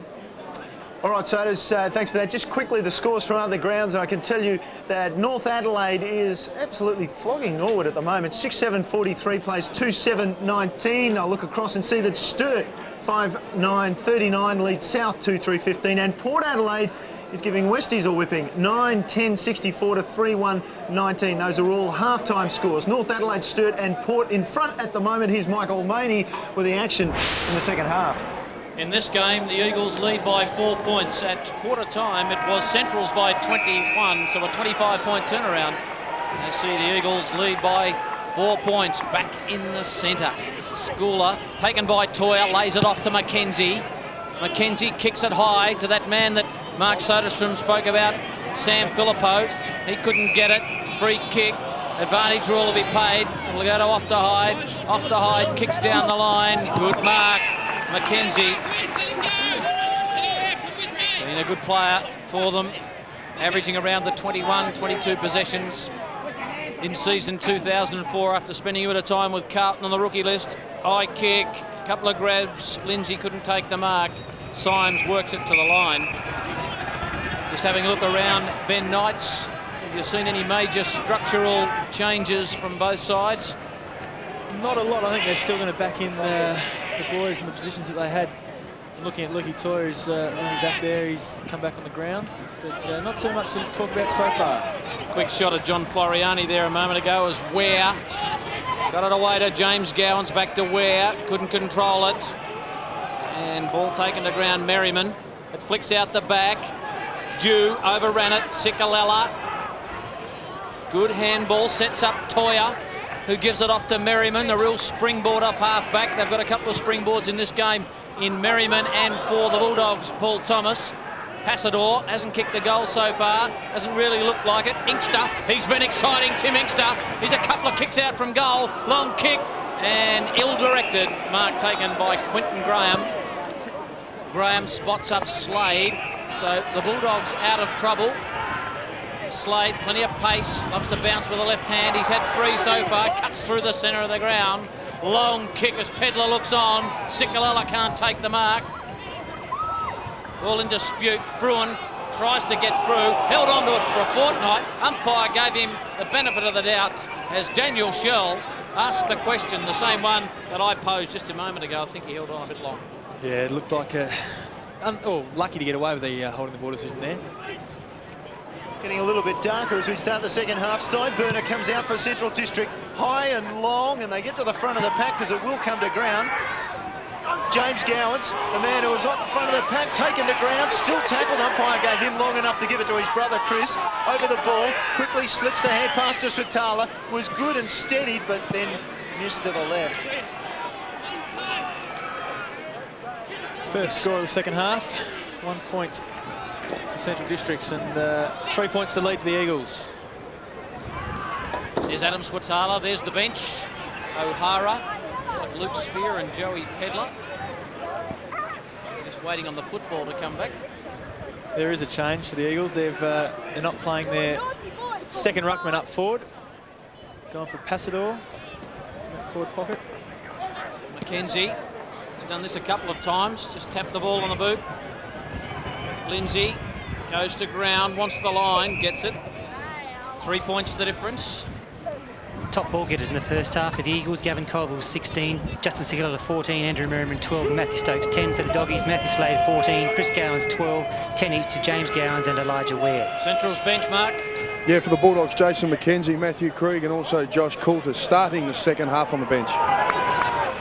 Fruin just kicks it down the line and Fiacci, did he keep it in? No, boundary umpire right on the ball. Luke Toyer dashes away with the football, but he's got to bring it back, and there are the men on the bench just waiting their turn. Krieg in the middle, hasn't had too much of it today. Josh Coulter lined up on Stephen Hall right at the start of the game, but things have changed since then. Elijah Ware came in and did the ruck work. Powell, haven't called him too much. Schooler, Symes, in a bit of traffic, just got the kick away. Potter has a yard or two. Good shepherd by Merriman. Potter's kick, and Chris Gowans over the back. One grab, couldn't take it. Slade got it to James Gowans, who got it back to Symes, who kicks forward. Cowan couldn't take the mark. Scraps picked up by Sikalella, as he does so well, and delivers beautifully, and finds Mackenzie on the outer side. Mackenzie not let go by Chris Gowans. And Mackenzie got the socks down today. Plenty of hard work. Lindsay over the back, Schooler, front and square, James Gowans. Slade shared it with Hopwood. He just tumbles the ball to Chris Gowans, who knocked it back. Filippo over the football, dives on it, pops out. In they go, Westbrook and also Gowans. Thought that one might have been over the shoulder. And goodness me, umpire, he said. I think something that Roy Laird's accepted is the fact that Eagles may be a little bit more dominant in ruck, so they're trying to have every opportunity to get someone jumping over the top of those ruck contests. And Floriani read that very well. He dropped off the pack into space, realising that was what was planned by Centrals. Got possession, and as you see now, free kick down the ground. And the Eagles, through Fiacci, will go inside 50. Fiacci didn't pull it to the advantage of his side. Rugolo almost took it at the front. Now Toyer into open goal. And as they did in the first quarter against the Breeze, the Eagles kicking against the Breeze now in the third quarter. Open the scoring in terms of major results anyway. He caught it well, Neil. That kick went to the wrong side of the pack as it came into the 50 line. Good contest, though, by both those Eagles boys, and Luke Toy running into an open goal. Ron Fuller would be really hoping now that the Eagles, unlike their first quarter, don't let Central Districts get the 4 or 5 goals ahead of them. So it'll just make it so much harder in that last quarter, especially if the weather comes in on us a little bit later, as it is expected to do. Good celebration by Toya after that goal, his first. 9 points the difference in favour of the Eagles. Good clearance by McKenzie. Good work by Sibanala, jammed on the boot. That left foot has gone a long way. By the time it ends up running out of bounds on the half-forward line, it probably carried about 70 metres. Good clearing dash by Sibanala, boundary throw in. There's the speedy Elijah Ware. One wonders where he'll play next year, Ben. You're telling us something there, Michael. Well, I think if you're an AFL scout, you'd certainly have the binoculars fixed on that young man for sure. Big pack of players over this football. Powell can't get through, ricochets back. Slade shared it with Gowans, went to his brother. Here's that man Ware. It's close to the boundary line. Hall went to ground, and the experienced Hall saw it out of bounds. Boundary throw in. 7 minutes gone, 9 points the difference. Eagles with the only goal of the term, kicked by Luke Toya. Just a minute or so ago. Game still in the balance. You'd think that Centrals need to kick a couple of quick ones. Taken by McKenzie. He's had some touches. Merriman. High kick. Will it float out of bounds on the full? I think it has. Free kick might have been paid in any case. And it'll go to Symes. Holds onto the football. Kicks it inside 50. Sikalella will take this mark. Not uncontested. Bello was there with some body on him. Crowd calls ball. Big pack of players. Daniel Shell gets shoved out of the way. The umpire standing right there said, give it to me. I think that's umpire Mead. We'll have a ball up. I reckon if you have a careful look at that, Michael, I reckon that was about 2 or 3 Eagles blokes who each had 2 hands on that. And the Central boys, including Daniel Shell, saying, you know, what's going on there? Well, they were all hailing the cab, weren't they? And I think you're right. I think they had a case. 25 metres out from Central's goal. Chris Gowans to ground. Matthew Slade in there as well in Central's colours. Ronnie Fuller in Eagles colours, sitting up in the bench adorned with the green and yellow of the old Woodville side. Ball to ground. Hall took a while to make the decision. Umpire gave it too high. Don't know about that, but it's play on advantage anyway. Ball kicked towards Passador. Looks out of touch. Looks like he spent some time recovering from an injury, and of course that's exactly what's happened to Swatala. Drives it up long. Dew comes from the back, knocks it down. Slade couldn't get possession. The Eagles have possession. Sikalella will go and rush it. No, he won't. Gets away from Cowan, gives it back to Fruin. They're mucking around. Fruin will rush it. Finally, under pressure, he realised there wasn't an option anywhere to be had for the Eagles. 8 points the margin. They had some confidence there, though. They knew they had the numbers and they could take their time to work out what was going on. Smart move in the end to rush it through. But the Eagles flooding back like they did in that first quarter, just blocking up the Central District forward line a little bit. And, you know, Central's needing to put a couple of goals on the board, you'd think. Just can't find a way to goal at the moment, the Doggies. Long kick by Stokes, for the one for the high flyers. Cowan at the front. Schooler got it to Steinburner. Maybe Steinburner can set something up. Good kick. And James Gowans paid the mark. Umpire was right there. Not on the half volley. Be interesting to have another look at it. He did claim it. Well, he would, wouldn't he? Well, he would claim it, but whether or not it was, was exactly there. But we'll back the umpire in. He was pretty close to it. This to take it back to 2 points. It's just faded away. And James Gowans kicks another behind. 7 points the difference in favour of the Eagles. I reckon that wind's just drifting a little bit to the west there. Oh, no, he did. Good call. He got his hands underneath that, wrapped it up. Again, ball back into defensive side of the ground for the Eagles and out of bounds. Chris Gowans looking a little frustrated there. Brent Fruin, experienced player, played 1 league game, I think it was, with Fitzroy before Fitzroy became defunct. Spent some time at Richmond too from memory. Never played a league game, but the coach got sacked. Just stop, Dave, just stop. Ball the ground. Symes over it for Centrals. Get another ball up. It's inside the Dogs' 50, but it is very crowded, and that's the way the Eagles have planned this. Just going man on man. Bello finds some space, just hacks it forward. Dew did well, umpire no call, and in the end, the Eagles come away. Colville, he'll be under pressure, did well around the corner. Inkster tried to get his man away from the ball. Hay did well, that was high. Umpire comes in and rules exactly that. James Gowans was given the free kick.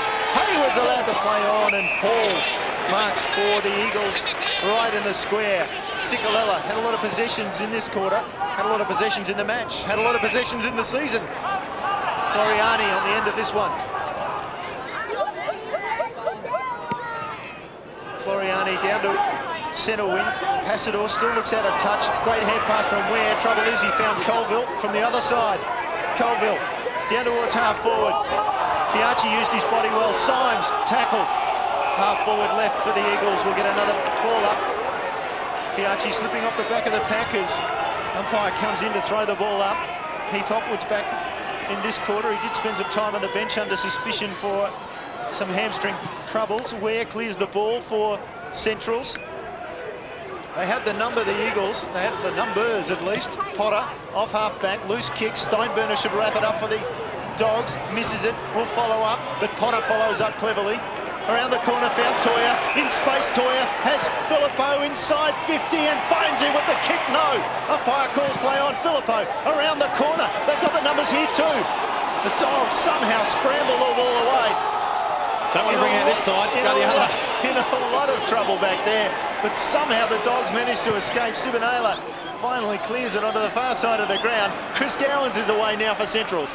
Oh boy, it would have been trouble if Hopwood had gone to this side of the ground. They were queuing up on the outer side. There's a bit of physicality from Cowan, who got it back to Gowans. Gowans drives it long. Dew's there, and Colville. Colville did well.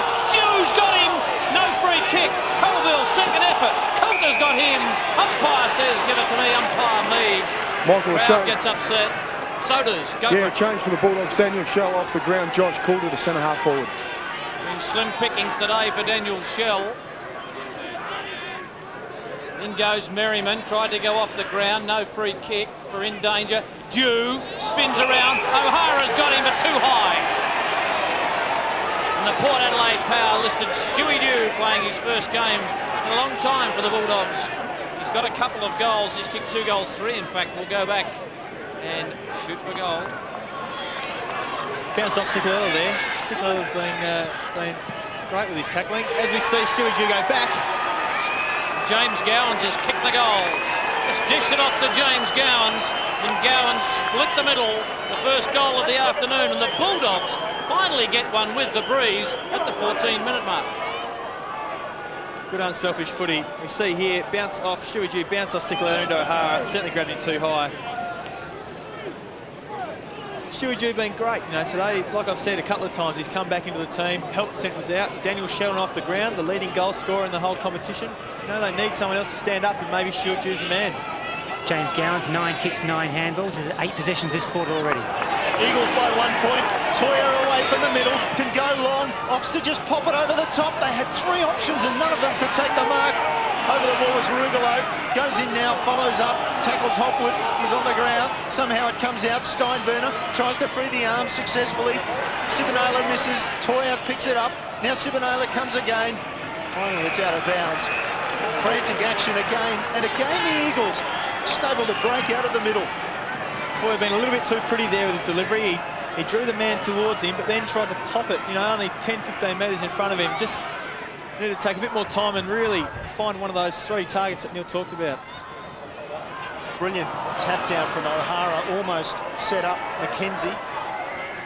He got a hand pass from Fiacci in there. Slade's hand pass was brilliant, so was Thomas. Ware is in a lot of space. He can work it down towards half forward before he has to dispose of it at the moment. From the wing, he goes in with the slickest of passes to Dew. Dew has a couple running for him. Nobody's in the square. Goal square, I mean. Just pops it up. 3-on-1. Across comes Fruin. And it was 3-on-1 for the Eagles. Fruin's punch though, doesn't find the line. Bello around on the right foot. It pops it up and Fruin will take the relieving mark. Cicalella's running for him. That's the way he'll go. No, goes shorter than that. Fiacci, now Cicalella's still in space, further ahead, 20 or 30 metres. Jew though, wanders across and picks him up as Fiacci picks himself up from the ground, goes back, takes his time. Fiacci into the breeze, pops it up from behind. Steinberner almost able to bring the ball down in the mark contest. Finally, we'll get a bounce down, umpire, or we'll get a throw up at least. Umpire Richard Williams comes in. 16-minute mark. 1 point the margin. Merriman coming off the ground. Merriman off. Slade, not held without the footy. Steinberner dived on it, ridden into the ground. Umpire Richard Williams says, give it to me. 1 point the difference. It was 4 points the difference at half-time. Ware, long thump, Bello, let himself down with a kick a moment ago on his right boot. Powell, the two number 7s clash. Floriani, did he take it out of bounds? Boundary umpire said, I'll throw it back in. Due off for a spell. Ben Knights, interesting. Yeah, another forward option having a break for them. So you see, great umpiring there on the spot. The ball taken across. Well, you think kicking with the breeze, you would think that you'd want to keep Stuart Dew up forward, so he may just have a niggling injury. Cicalella, short kick to Passador. His first real possession for the day, Moggy. That's right, he's just had one handball up to now. And working in his defensive half, Mark Passador. Uncharted territory for him. Coming back from that long layoff with a hamstring injury, decides to kick it to the broadside. On the grandstand side, front and square, Ware got it away to Krieg. You can't fumble at this level. Krieg just knocked it away. Gowan's got it back to Steinberner. He's met by Floriani. Passador got it back to Cicalella. Cool head, goes down the line. Filippo, Colville! Oh, that's a magnificent grab. And he's away and running, Colville. How far has he run? Long kick. Inside 50. Hopwood leads Toyer to the ball. Knocked up by off to Hyde. Good kick. Out in front of Thomas, gets a kind bounce. Thomas kicked over the top. Will it stay in for Graham? No. And Quentin Graham had a couple of yards there. Could have drawn a man in, but the kick not quite good enough. Boundary throw in. A point the difference to the Eagles. Josh Coulter and Luke Cowan now look as though they're the only two, or apart from the smalls, the two tall marking options up the Central District forward line. So a couple that certainly played up there a fair bit and pulled a few goals through this year, but not their leading goal kickers. Ware again, almost able to clear the ball. It comes to Powell for the Eagles, inside the half-forward line with the kick. Nice mark taken by Graham for Centrals. Quickly to this side of the ground, Steinberner in space and with pace. Wants Swatala over the top. Colville was drawn in. Swatala now looks up forward, squares it up. Slade will come from behind. The Eagles there with numbers to punch the ball away. Coulter is a left footer. He wants his left foot. Comes inside with a hand pass. Slade comes in as well. Slade's hurt himself, or has he? Cicalella and Slade eye each other off in the back line as the ball scrambled forward. Steinberner taken to ground. Umpire call, throwing the ball. Great tackle coming from Fiacci, but gee, on account of everything else I've seen, I didn't think there was a free kick in that. Out of left field, that one. So Fiacci will take his time. Steinberner. Fiacci hand passes off to Cicalella. Goes looking for O'Hara. Great kick, in fact. Advantage to O'Hara. McKenzie did well. Hand pass out to Krieg. O'Hara quickly in. Umpire will come in and bounce this one. Nothing surer. A couple of fumbles there from Krieg in the last 3 or 4 minutes. Yeah, exactly. He just needs to be a little bit more clean with his hands, a little bit cleaner, and we've got a blood rule now. Boy from Kapunda. McKenzie coming off the ground. Eagles taking advantage of that as we see O'Hara and Lindsay swapping over. As McKenzie comes off and still there's no replacement, so that's why they're holding up play. Cowan isn't quite aware that he has to go on the ground, so Luke Cowan drops the water bottle, and you saw there just at the top of the screen running past. He's on the ground now. Schooler will be opposed to Lindsay. Schooler takes front position. Lindsay, great tap. Toyer dummied on one side, went to Fiacci, the left footer, taken in the tackle by Steinberner. Breeze holds the ball up. Still, it's inside half forward for the Eagles. Toyer's there again. He's a menace if you happen to be in the red, white and blue. Now the ball inside 50 for the Eagles again. What a contest. Into time on, third quarter. 1 point the margin, and look at this. Just trying to keep their eyes on the ball. which drifted about 5 metres in the breeze. Lindsay got it down. Crowd really revved up for this contest. Floriani clean bowls him. They won't get past Sikalala, who's been outstanding once again. Two-time best and fairest. Won their last two best and fairest, Justin Sikalala, but let himself down badly with the kick. 22 possessions per today, 16 and 6. He's been magnificent, Sikalala. I think he got one from James Gowans there after he disposed of that. I think that's why he's grimacing a little bit. Right in the you-know-where. Got the ball up. Just on Sikalala, I just can't understand how he's not been on an AFL list for longer than he actually was. In goes Powell, and he's been locked up. Sikalala had a crack at it a few years ago, I think with the Crows, and has been dropped off the list, but he's a much more mature player now, and I think he'd still probably cut it at AFL level. In goes Floriani, out the back to Stokes, who got it to Inkster. Lovely little give. Inkster kicks it long. Passador and Sibanala. Oh, that all just clean bowls them. Oh, free kick surely too high. Umpire right on the spot. It'll go to Matthew Krieg of the Bulldogs. Let's have a look at it. McKenzie, the offender. Krieg shorts it up to Thomas. We haven't called him too often today. It goes to Chris Gowans. Thought about kicking it to Ware, but went longer to Cowan. Fruin, geez, in outstanding form at the moment, Brent Fruin. Here's a contest. Oh, no one backed out of that one. Steinberner came off second best. He's still down, Nathan Steinberner. He has not moved. He was crunched. In goes Inkster. Round the corner, got it towards Sikalala. While Steinberner's in all sorts of bother. Out the other side of the ground, they break to the Eagles. Through Colville, he looks for Passador, and he can't take it. Well done, Stokes.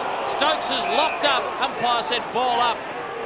What a clash between Sikalala and Nathan Steinberner. He is going to be stretchered off. He is in bad shape. Let's hope he's okay. He really did cop it. Courageous performance by Nathan Steinberner as play's been held up here. While we have another blood rule, are we just waiting for the Nathan Steinberner stretcher? So stretcher, everything stops.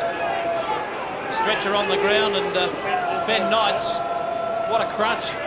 Yeah, look, unfortunate for Nathan Steinberner there. He's been playing a really good game, as has Sikalala, who cleaned him up, but just unfortunate to get the hip across the side of the face there, or the side of the head. And no one likes to see a player down on the ground, but it just goes to show a guy like Nathan Steinberner putting his head over the football. That's the commitment that the Central Districts team requires, and look, both teams have been going hard at it all day, and it is unfortunate to see him down like that. Looks like he's awake and just lifted his head off the stretcher there a second ago, so we think he'll be all right. But once the stretcher comes out onto the ground, there's the applause for Nathan Steinberner. Yeah, Michael, you're right. Nathan was conscious. He was able to remove his mouth guard as he did get knocked, but he's certainly not in very good condition, and we no doubt will not see him again, will we? Straight down to the rooms for the number 34 for the Bulldogs. Head over the football, and that might just be the thing that inspires the Bulldogs for the rest of this match. Play underway again after that break. Schooler down. Stokes can't break free. Schooler again. Lovely smother. Graham's kick smothered. Krieg. The tackling in this match has been rather outstanding, Ben. Absolutely a highlight of the game, and when we saw Nathan Steinberner come off from that stretcher, we saw Stewie Dew go back on. Two guys that would be pretty familiar with each other, having played a bit of AFL football together.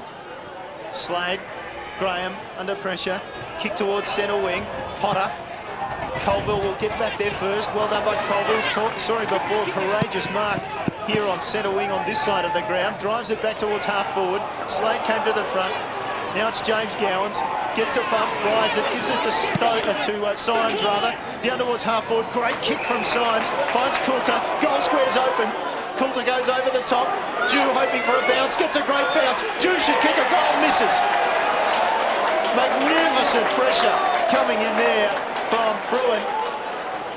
Wouldn't have had the pace of Dew either, but showed great desperation to put Dew off his kick. I think Dew's a bit sore, actually, Neil. I think that's why he might have been sitting on the bench. I think he might have something a little bit wrong with him. He's just, a couple of times now, he just hasn't quite been able to go at 100% towards the football, and I think he's got a bit of a limp if we follow that.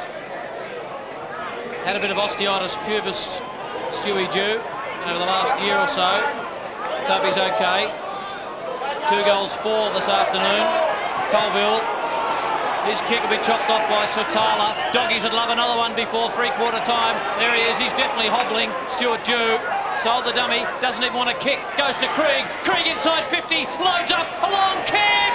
And just misses. They desperately needed that one. They hit the lead though, the Bulldogs. He doesn't want to kick, does he, Stuart Dew, Michael? No. The Dogs are in front for the first time in Neil Cross. You'll be able to tell me. The Eagles took the lead at the 19-minute mark of the second term. The Eagles surrendered the lead for the first time since then as Dew surrenders to the pain in the leg and has come off. Small for tall, Dew coming off, and on comes McKenzie. Ball on the far side of the ground. Meanwhile, and we'll get another ball up just outside 50. The Eagles have done well this quarter, although they have been at times under siege. There's been 6 scoring shots or 6 scores for Centrals. It's just that they've only kicked the 1 goal. In the second term, 6 scoring shots for the Eagles for 5 goals. And there's Stewie Dew cutting a lonely figure at the moment. Bit of a shake of the head. Possession's dead level at half-time, and they still are, 208 each. Well, you never know. We might get a draw out of this yet. Weather closing in. Still, it hasn't got as perhaps bleak as what was predicted at one point by our resident weather forecaster, Mark Soderstrom. Ball to ground, three-quarter time now. And the Eagles, well, they trail by 1 point, but they will have the breeze, and will have the breeze, get it right, Neil, in the final term. It's Central District 7-9-51, the Eagles 8-2-50. We are in line for an absolute crack over last quarter, I'd say. The wind has dropped a little bit. Both teams still been extremely physical in that third quarter. And, you know, we are looking forward to probably what I would suggest would be the best quarter of football yet this year. So that's what's in line for us. 2 top teams battling for top spots, so much on the line. Eagles, maybe their fresh legs from having the bye last week might stand them in good stead, but Central Districts, you know, a tougher game against Port last week, but look, we'll wait and see what it takes for us, Neil. And James Gowans can't help but speak to the umpires about decisions. I think in the AFL that would actually draw a fine for approaching the umpires. They have a little bit more laxed attitude perhaps in the SANFL in local footy. Well, there's lots of bumps, lots of incidents in this match. There were lots of incidents in the netball test between Australia and New Zealand. That was quite a collision between two sides who were intent on a victory in the second test last night.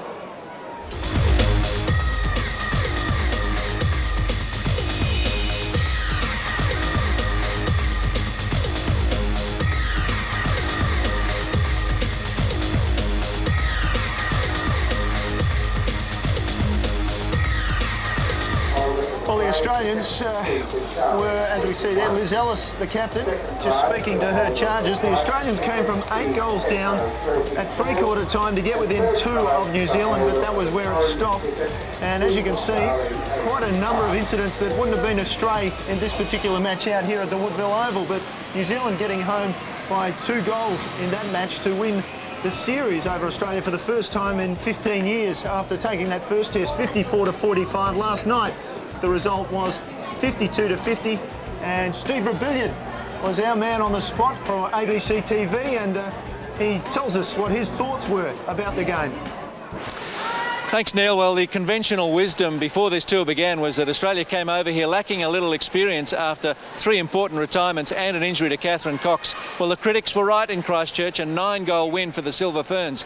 They came here to Palmerston North and the Australians had a red-hot go, but came up 2 goals short. So that just leaves the third test in Hamilton. We do hope you'll join us for that. The Australians will be looking to take something away from the series. They haven't lost 3-0 to New Zealand over here for 15 years, so that's what they'll be aiming to stop in Hamilton on Monday night, so we hope you'll join us then.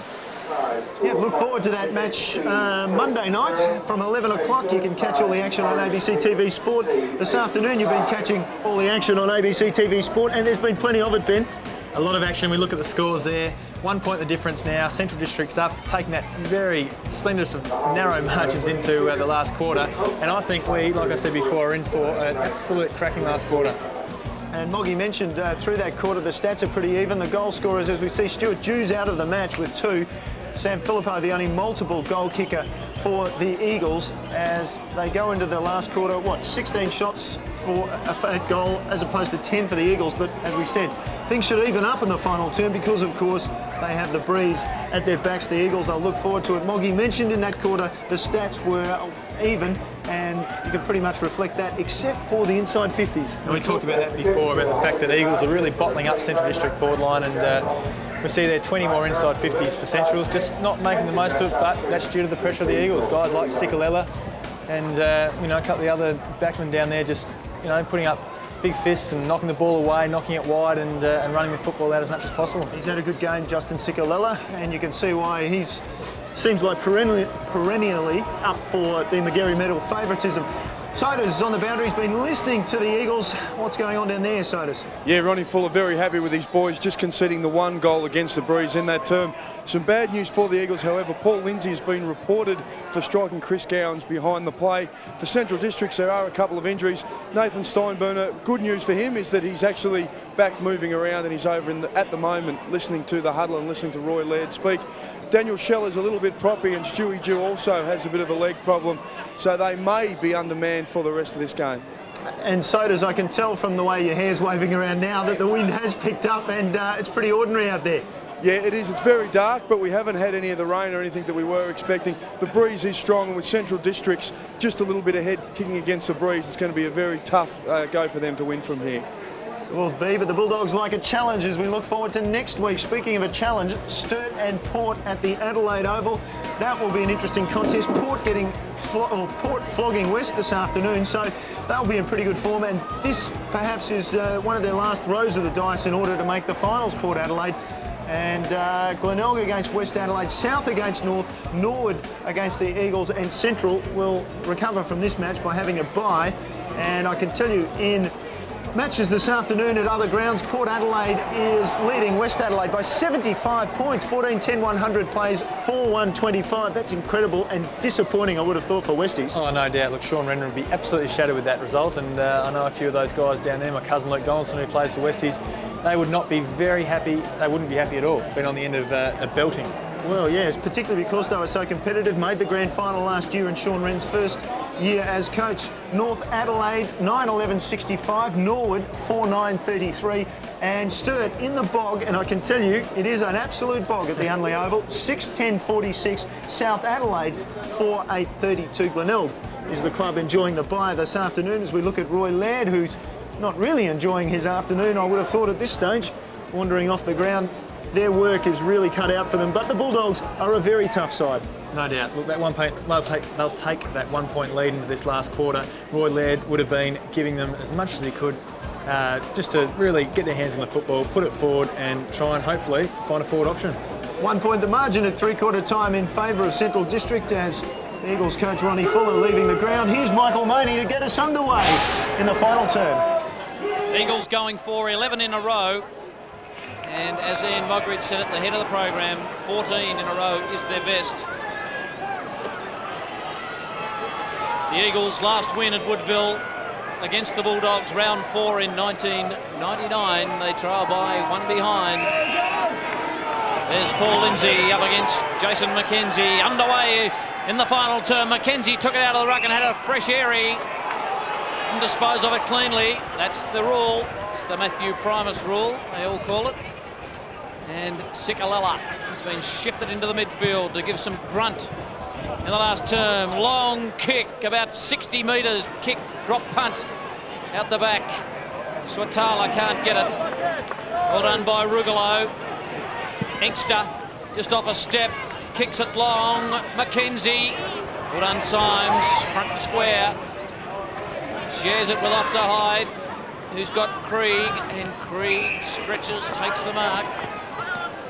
Dogs would love an early goal to put a bit of pressure on the Eagles. Sivanala runs toward the wing, kicks it long, hoping for a call to mark. Can't take it. Where? Run down by Floriani. Got it away though. Fruin to Hall. Got to give a bit of ground and go to the outer side to Potter. Potter doesn't have much in front of him.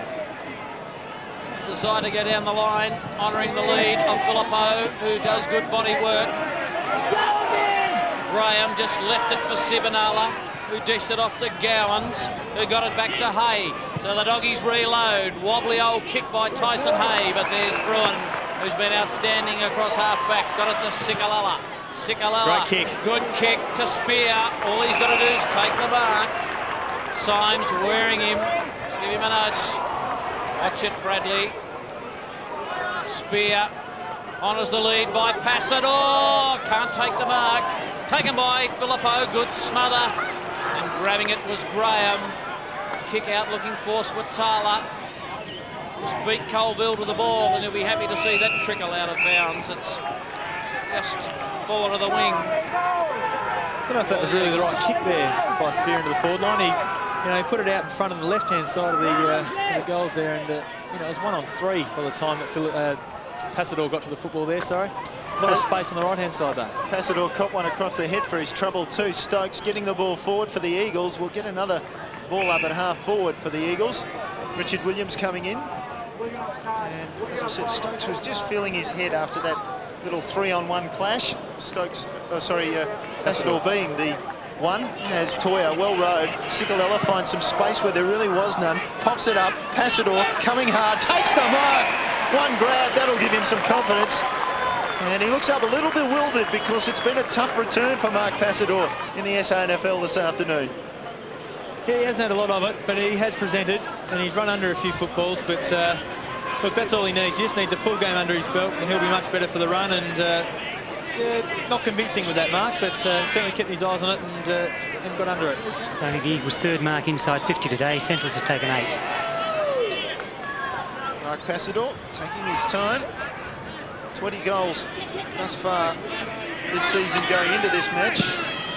He is normally a very accurate kick, but he hasn't played football for 6 weeks. I think Ron Fuller's move of getting Sickler into the midfield is a very, very good move. And that could just about make the difference here for the Eagles today. One behind there to Mark Passador. There's the view from goal umpire Cam as Thomas brings it back into play. Long kick. Krieg couldn't take the mark. Well done by Rugolo. He got it to Stokes. Stokes has got a man in short him. Toya takes the mark in front of Symes. Eagles reload. Luke Toya has been terrific for them today. Passador gave the lead. He ignored Filippo as well and went further on. Hay knocked it down. Taken by Off-the-Hide, whose kick was terrific to Coulter.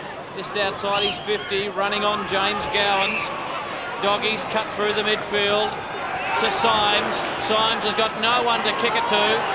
Just decides to load it up and hope someone will run onto it. That might be Ware. Oh, that's terrific awareness by Ware to knock it to Slade. Now Slade kicks the goal here. It'll be Elijah Ware's goal. He can't. It goes across the face and wobbles. Doesn't go out of bounds. Well done, Fruin.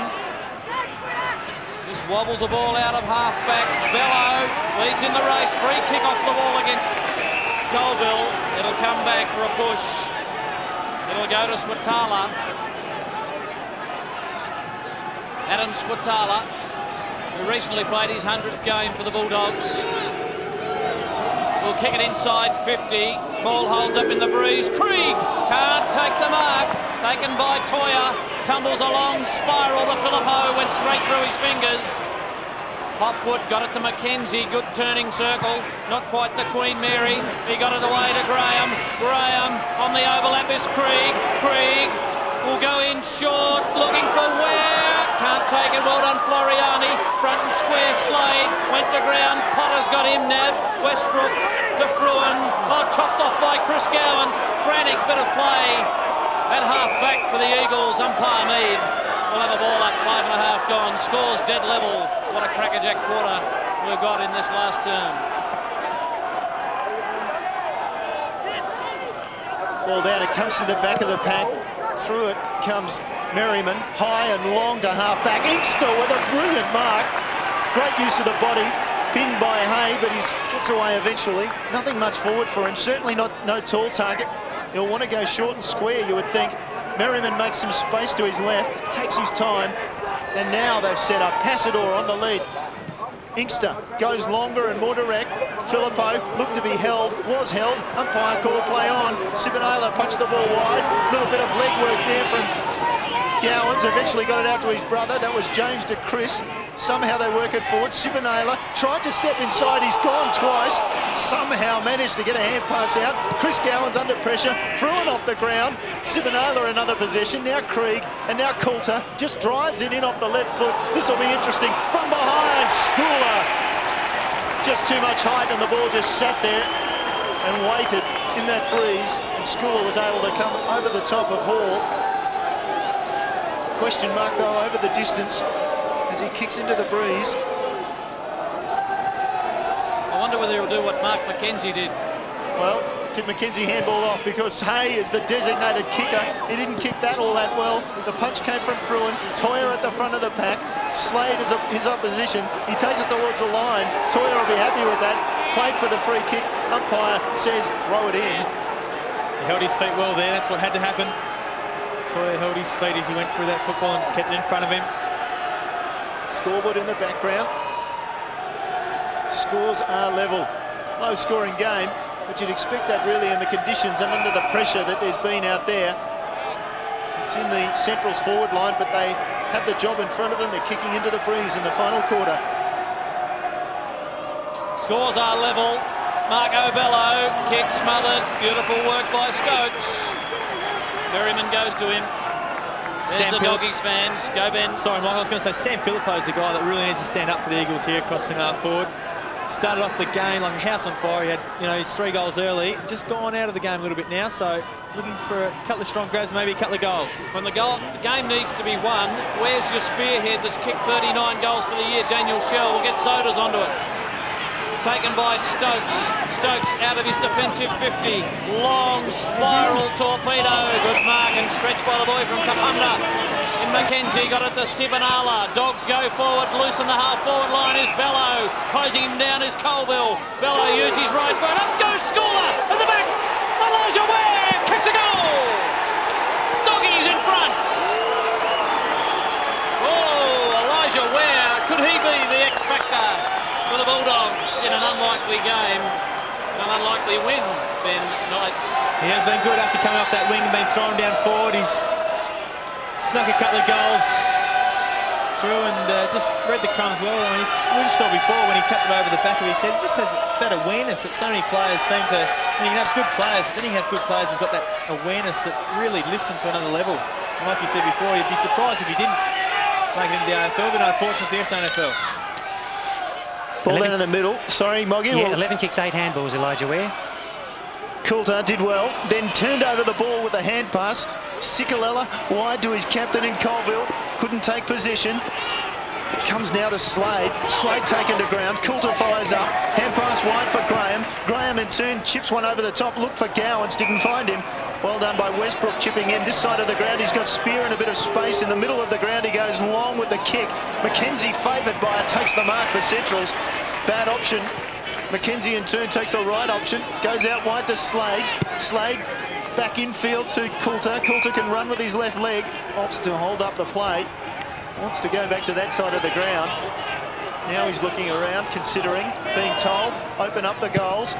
High and not very long. Spear at the back, takes the mark. Stokes running for him in space. Spear does well. Off the back foot, if you know what I mean. Got it out to Stokes. Collision coming up. Hay and Stokes, look out. And they both did well, and they came out of it a lot better than Nathan Steinberner before. Hay gets the congratulations of his teammates because over the top Inkster was in space had he not been able to stop Matthew Stokes then. Neil, a quick report from the Central District's medical staff regarding Daniel Shell and Stuart Dew. They said they're both all right and they'll be back on in a minute, which to me, I think there might be some noses growing down there. Ball back in dispute in the middle of all of it was Inkster. He's taken to ground. I know Nathan Steinberner, a teacher, so it's school holidays. 2 weeks he's got off to recover from that knock. Ball on centre wing, slightly to the Eagles' favour, slightly to the Eagles' end. Try it again. Ball down to ground. Colville looking to inspire his team. Off to Floriani, through half forward with a kick. Taking it in nicely was Hopwood, 2-time best and fairest at Centrals. Hopwood delivers a hand pass of sorts. Sibanala in under pressure, got a hand pass away to Symes, in turn to Hay, was calm, got it to Gowans, shut down from behind by McKenzie. Gowans will look back at the umpire and say, I took that mark, sir. And he is. Just a quick word. Chris Gowans not happy with that decision. Nevertheless, it's out of bounds and a throw in. 6 points the margin. Central's lead. Quick change by the Eagles. O'Hara onto the ground. McKenzie got rid of it, took it out of the ruck. Slade, Westbrook, Symes didn't look, just threw it on the boot. Merriman normally mops up well. Symes did beautifully, smothered the ball at the back. It runs to Coulter. Coulter inside 50. Long kick by Coulter, looking for Schooler. Can he take the mark? No. Stephen Hall, the man over the top. Boundary throw in. What a bit of desperation. Lovely smother by Brad Symes. You'd love that as a coach. Was that a smother, Michael? I thought he was going to try and give him the old shirt front there and having to, the ball having to go into him. The end result was a smother. It worked beautifully in the end. Schooler got it down. Rugolo kicked it off the ground. Doggies pushing forward. They want to keep their mantle as top side in the SANFL, taken by Colville, who got it toward Hall. Real finals-like atmosphere at Woodville Oval. Up goes Hopwood, knocks it away from Sikalala. Sikalala, who's a clever player, just off the ground to himself. In comes Graham. Academy Award by Sikalala. Needs to win the hard ball. Didn't quite get it that time. In goes Hopwood, runs it to the line. A little bit of finessing done by Sikalala on the outside. And that's exactly right. And that's where Sikalala has to stick his head over the football there. Now, you saw Steinbrenner do it before and unfortunately get cleaned up by Sikalala. But at that time, Sikalala, number one, playing for the free kick, and number two, not going in and grabbing the football. Just lost the run of the ball. Graham knocks it down. McKenzie got a good hand on that. And we'll have another ball up. Good crowd in at Woodville Oval today, making plenty of noise, man. Why wouldn't you? I mean, why wouldn't you come along and support the SANFL? It's been a fantastic day. A little bit windy, we've talked about that all day, but what a great game between 1 and 2 on the ladder, fighting for that top spot. Nothing better. Fiachi, great tap from O'Hara, puts it up in front of goal, and Filippo comes to the front of the pack and takes a chest mark. It's that easy. Well, they need him to stand up. Passador's gone back onto the bench a couple of minutes ago, and they've fallen down across centre forward. That time, the quick snap in, exactly where you need it, top of the square. And Filippo, will he go back and kick his fourth? I think it is. Yep. He's got 3 on the board so far. He's taken a long run up. Be proud of this if you're a cricket player. You're going to come in from perhaps 45 metres and kick from only about 30. So Filippo gets into rhythm and kicks astray, or does he? The fans behind the goals are actually happy, and so is Filippo eventually. I don't think he was convinced that that was a goal until he saw the signal from the goal umpire. So Sam Filippo has his 4th, scores are level again. Yes, well, scores level. About 15 or so minutes of football left. You can't ask for anything better than that, Michael Money. I think we are in for an absolute cracker the last 15 minutes. I said it about the last quarter. Nothing has gone untoward. Everything is just going beautifully according to plan. All scores will at the end of the day, though. 4 goals straight. Go, Moggy. Yep, Sam Filippo is now the leading goal scorer at the Eagles this season. 21 goals, 3. 21 goals, 3. Outstanding. Scores level. Out of the centre, Rugolo. Got it towards Spear. No faint hearts out there, taken by James Gowans. Tumbles the ball, Slade couldn't get it. Falls over the back to Floriani. Floriani kicks it forward, over the top. Taken by Quentin Graham. He'll look to Swatala, up against Colville. Good long kick out of there. Well played, Quentin Graham. Played the percentages, went for the line. He did. Lovely kick out in front of a guy for the Eagles, Gavin Colville, who has been outstanding today. Hasn't he made a difference to their team since coming back from injury last year? Really got a heap of run in the legs at the moment, Gavin Colville. Work rate has been sensational. 25 possessions. Thanks, Moggy. So too this man to McKenzie, who really does give it everything, the number 18 for the Bulldogs. There's Ronnie Fuller. That is not... Oh, what sort of a look is that? That's a pensive move. Perplexed? Perplexed? Worried? Quite no. Ball knocked down. Westbrook taking the ground. Doggies all over him. Another ball up. 15 and a half. Make that 16 minutes gone in the last term. This is certainly where the coaches earn their money. On a day like this, where you know, do you throw a move? Do you leave it as is? what do you do next just to maybe make that slight difference? What you do during the week is go and get your blood pressure checked and make sure that you're okay. There's Roy. I don't think Roy will have too much problem. I think he's got the lowest blood pressure of any of the coaches in the league. Roy Laird. Calm in a crisis. Very calm. No one can get clean possession. Toya, boundary throw in, just a game of inches at the moment. And the old cliche, arm wrestle comes into it, Ben. That's what it is at the minute. It is. Look at Toya's jumper there. His arms are nowhere near that big. Ball to ground. We'll get another throw up. Just in the lull at the moment. Umpire Anthony Mead coming in. The Bulldogs, you must remember, kicking against a breeze which is probably worth 3 or 4 goals at least. So they're up against it, and we're leading only by a point at 3/4 time. Ronnie Fuller doesn't appear to be watching the play as it is unfolding on the far side of the ground at the moment. And again, we'll get another throw in. Lots of interested spectators, a lot of tension on the faces around the ground. Ball forward for the Eagles. Cicolello goes to ground. Now he's in trouble. No, surrounded by players, and eventually Hay makes the appropriate appeal to the umpire for another ball up. Eagles fans there, just a little concerned, a half smirk perhaps.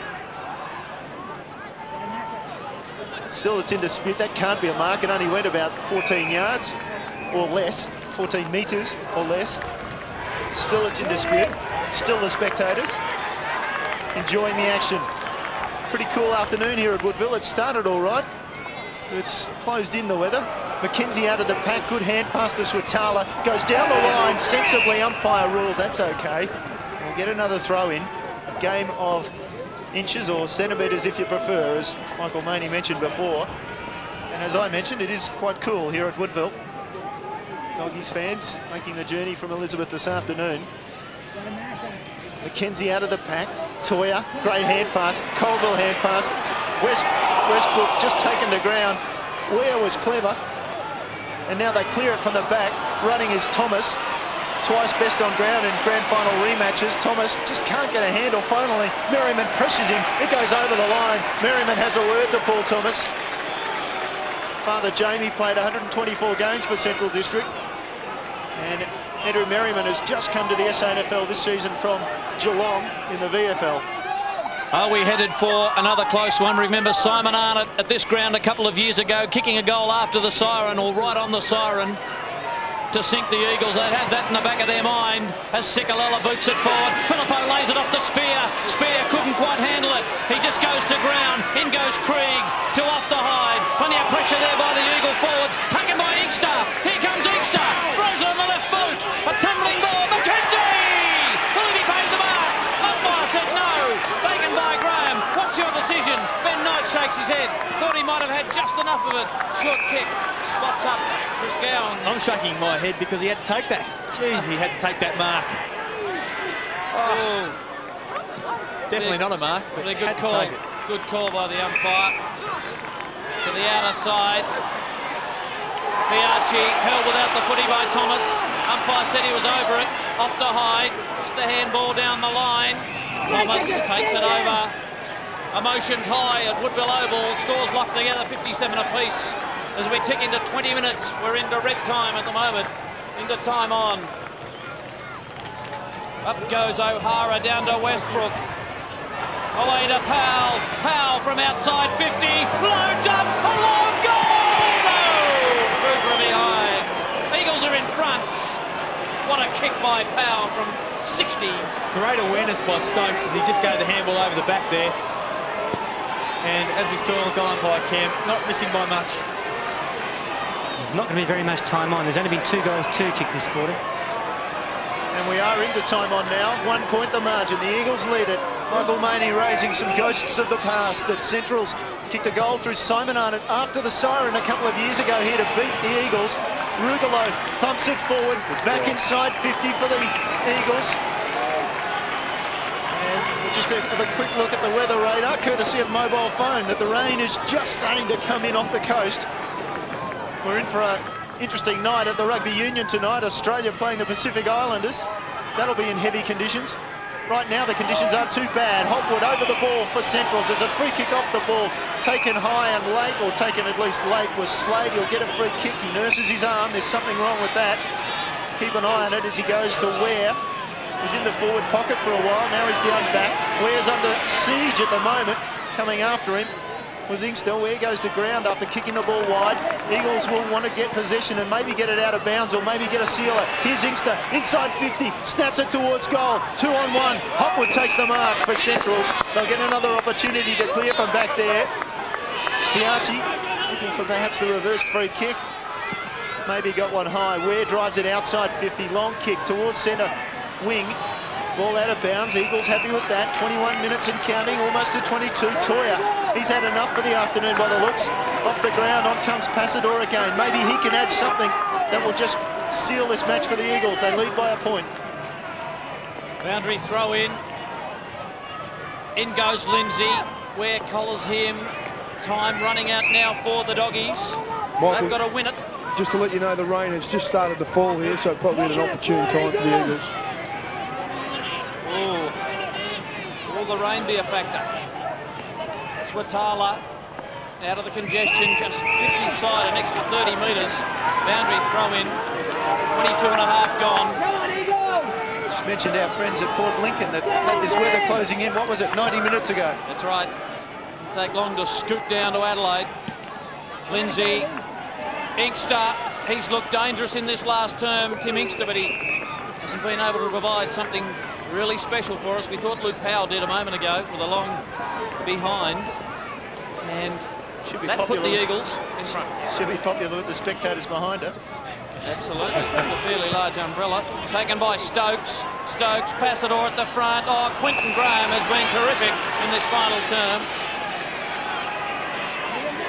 Quentin Graham comes to this side of the ground. The kick needs to be perfect, and here's to Sibanala. He's off. He knows times on the wing. Right, brilliant run down by Sikalala. Surely a free kick. Umpire doesn't pay it. And getting back, Sikalala's in trouble. Great chase for Sikalala. Got the cramp. So both Toya and Sikalala. Toya off the ground. Sikalala still there. The Eagles won't mind this. Just a hold-up play for a moment. And my frantic hand signal actually was, Michael, that if that didn't secure Sikalala the 3 votes today, that little effort was quite brilliant. Glad to see that wasn't a rude gesture, Neil. Taken by Powell. Powell kicks it long, inside 50, hoping for a mark. Graham again. He has done particularly well. Put his hands on the football. They kick to the outer side this time. Powell, who's had some important touches. Also this man, Colville, couldn't quite get through. Swatala, Filippo's got him. 24 minutes gone, final term. Has time run out, Ben Knights? It certainly has not run out. No, it certainly has not run out, but Passador has to provide more than that. He has to at least bring it to ground. Give the Eagles on ballers who have been so good today something to work with. He can't let Graham jump over the top of him, as we see it bolted up again. Umpire coming into one of these customary bounces. A little bit of a rainbow, showing that definitely a little bit of rain has fallen. Ball's back into play. Fiachi takes it towards the line. Eagles have been doing this for quite a while, and so have Centrals. They've been content to bottle it up. When Centrals was in front, they were quite happy to defend in that way. Now the Eagles just looking to scramble the ball, maybe into the forward 50. They lead by a point. A goal, you would think, would be all they'd need. Here's Stokes, approaches 50, he can kick it from outside 50. You would think Stokes doesn't have to. Goes inside 50, but the kicker was slightly smothered. It was touch play on, brilliant back. It comes to Filippo, seals a victory for the Eagles. 5 for Filippo, and you would think that's it. At the 25-minute mark, Sam Filippo snatches victory for the Eagles. Sammy Filippo making an impact. He started off the game beautifully. He was pretty quiet through the third quarter. And now returning with 2 this quarter. Great spoil, great awareness to bring the ball back into play. Just like I said before with Passador, didn't do that with those couple of grabs. Brought the ball back down to the ground. Gave the Eagles on ballers there. You see Passador fighting with Filippo. And that's a couple of times Filippo's picked it up. Nice snap, great finish, and the Eagles looking good. I think we're going to run a book on when he's going to miss next, Sam Filippo. That's 5 straight. But 22-3, taken by Krieg. Time running out for the Doggies. Kick floats into the arms of James Gowans. James Gowans kicks it long. He need a mark by Cowan. He can't take it. Ware's there. Well done, Hall. Handball over the top to Rugolo. Closing him down is James Gowans. He's got him. He's got him. Umpire didn't play it. Taken by James Gowans to Ware. Ware might make it 1 point. He runs away from Bruin. Ware just wobbles it through. 4A behind, knocked through by Stephen Hall. Hit the post. Ware just got the wobbles up right at the end and couldn't quite get a free kick at it. Isn't it great to see a young bloke back himself in though and think, yeah, I can outrun this guy? Will it be a draw? I didn't pick it. Ball back into play. Floriani kicks long towards the wing. The Eagles will want it out of bounds. Centrals bring it back in. Slade's hand pass across to Switala. It could have been a siren. I haven't heard it, but it's there. The players go up. Have the umpires heard it? They have. Final siren. It's all over. 6 points. The Eagles win it. What a clash here at Woodville. Fantastic match it was. The Eagles 10-4-64. Central 8-10-58. And no doubt the celebrations will go on for some time at Oval Avenue. A fantastic result for the Eagles. They go back to the top of the table and they win their 11th game in a row. They lost all 3 times to Centrals last year. This season they've beaten Centrals twice. Once out at Elizabeth in round number 3. They won by 8 points, and this time a fantastic 6-point victory. The Eagles 10-4-64. Central District 8-10-58. As we hear the Eagles theme song going on in the background, they'd be absolutely wrapped about this win today. It was a hard-fought 4 quarters, the most physical game of SANFL football I've seen this year. You see the boys, they're all so happy with each other. They all know that they've had a real crack at it. Both teams shaking hands. I'll tell you what, there'll be a few sore bodies tonight. Good to hear that Nathan Steinburner's okay down there on the boundary, and I'll tell you what, there'll be a few boys just sitting back thinking, wow, I've really played a game of football today. Well, you'd go a long way to see a more physical clash than that at any level of football, really. Certainly. But certainly at SANFL level, a fantastic clash between 2 clubs who are just so committed to victory this afternoon. Naturally, Central District's there looking a bit disheartened, but they can take a lot out of this game. They came here to Woodville Oval. They worked very hard. We see on the boundary, Soda's down there with a guy who used to play football with him, Luke Toyer. Thanks, Benny. Luke, well done, mate. Very rugged contest. Tough game, one of the toughest I've played in for a while, so yeah, it was good. You look like you really came out wanting to clean up a few Central Districts boys, and that went through the whole team?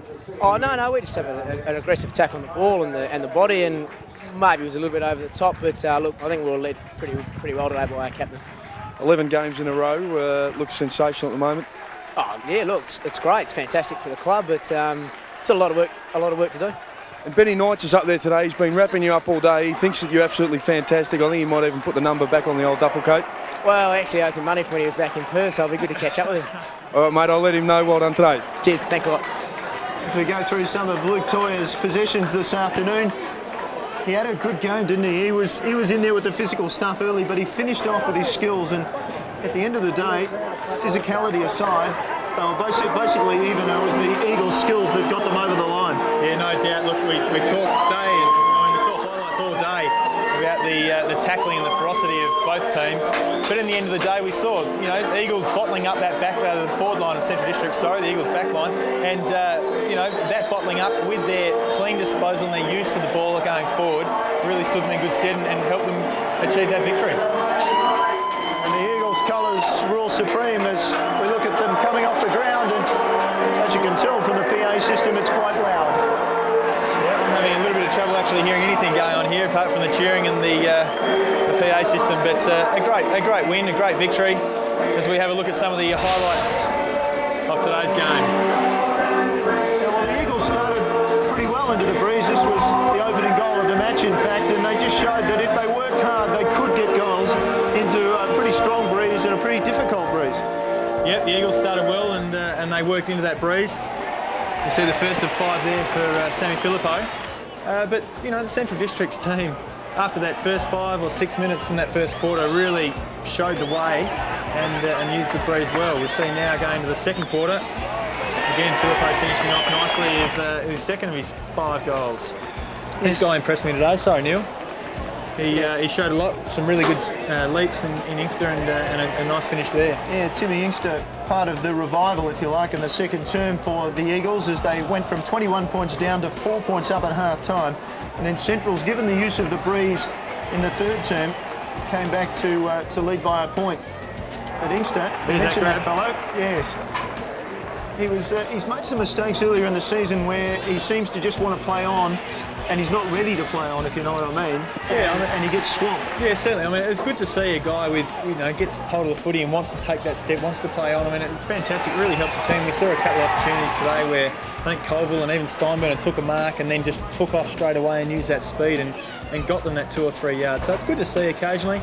And look, that will come just with his awareness of what's going around him. That will certainly improve. And that was a goal into the breeze to start the third quarter. That was the collision that left Nathan Steinburner, you would think, a little bit worse for wear, concussed. As I mentioned, he's a teacher, so he's got the next 2 weeks off, essentially 2 weeks from work. School holidays, of course. Don't we work hard in those couple of weeks? And another impressive lad, Elijah Ware. He was very good today. Got some possessions, kicked some goals, showed some great presence around the ground. Yeah, every time I've seen him this year, he has really impressed me. Just like I talked about before, that awareness around the football. He knows he can give a flick on or he gives a quick handball. And look, he's a really impressive player. He backs himself in, he uses his speed, and he's got some fantastic silky skills. Look there, a couple other highlights. Mark McKenzie. There's that punch. Mark McKenzie won the match with that. Yeah, absolutely. That brought it straight back. Filippo finished off, passed it on Filippo, both there at the crumbs. But that awareness that we talked about in a player is so important. Well, obviously the breeze played a big part in the scoring patterns this afternoon, but as you see there, 5 goals in the second term from the Eagles, and then it dried up in the final quarter with the breeze. It was a tight contest, but 6 points the final margin. And this is their celebration in the rooms.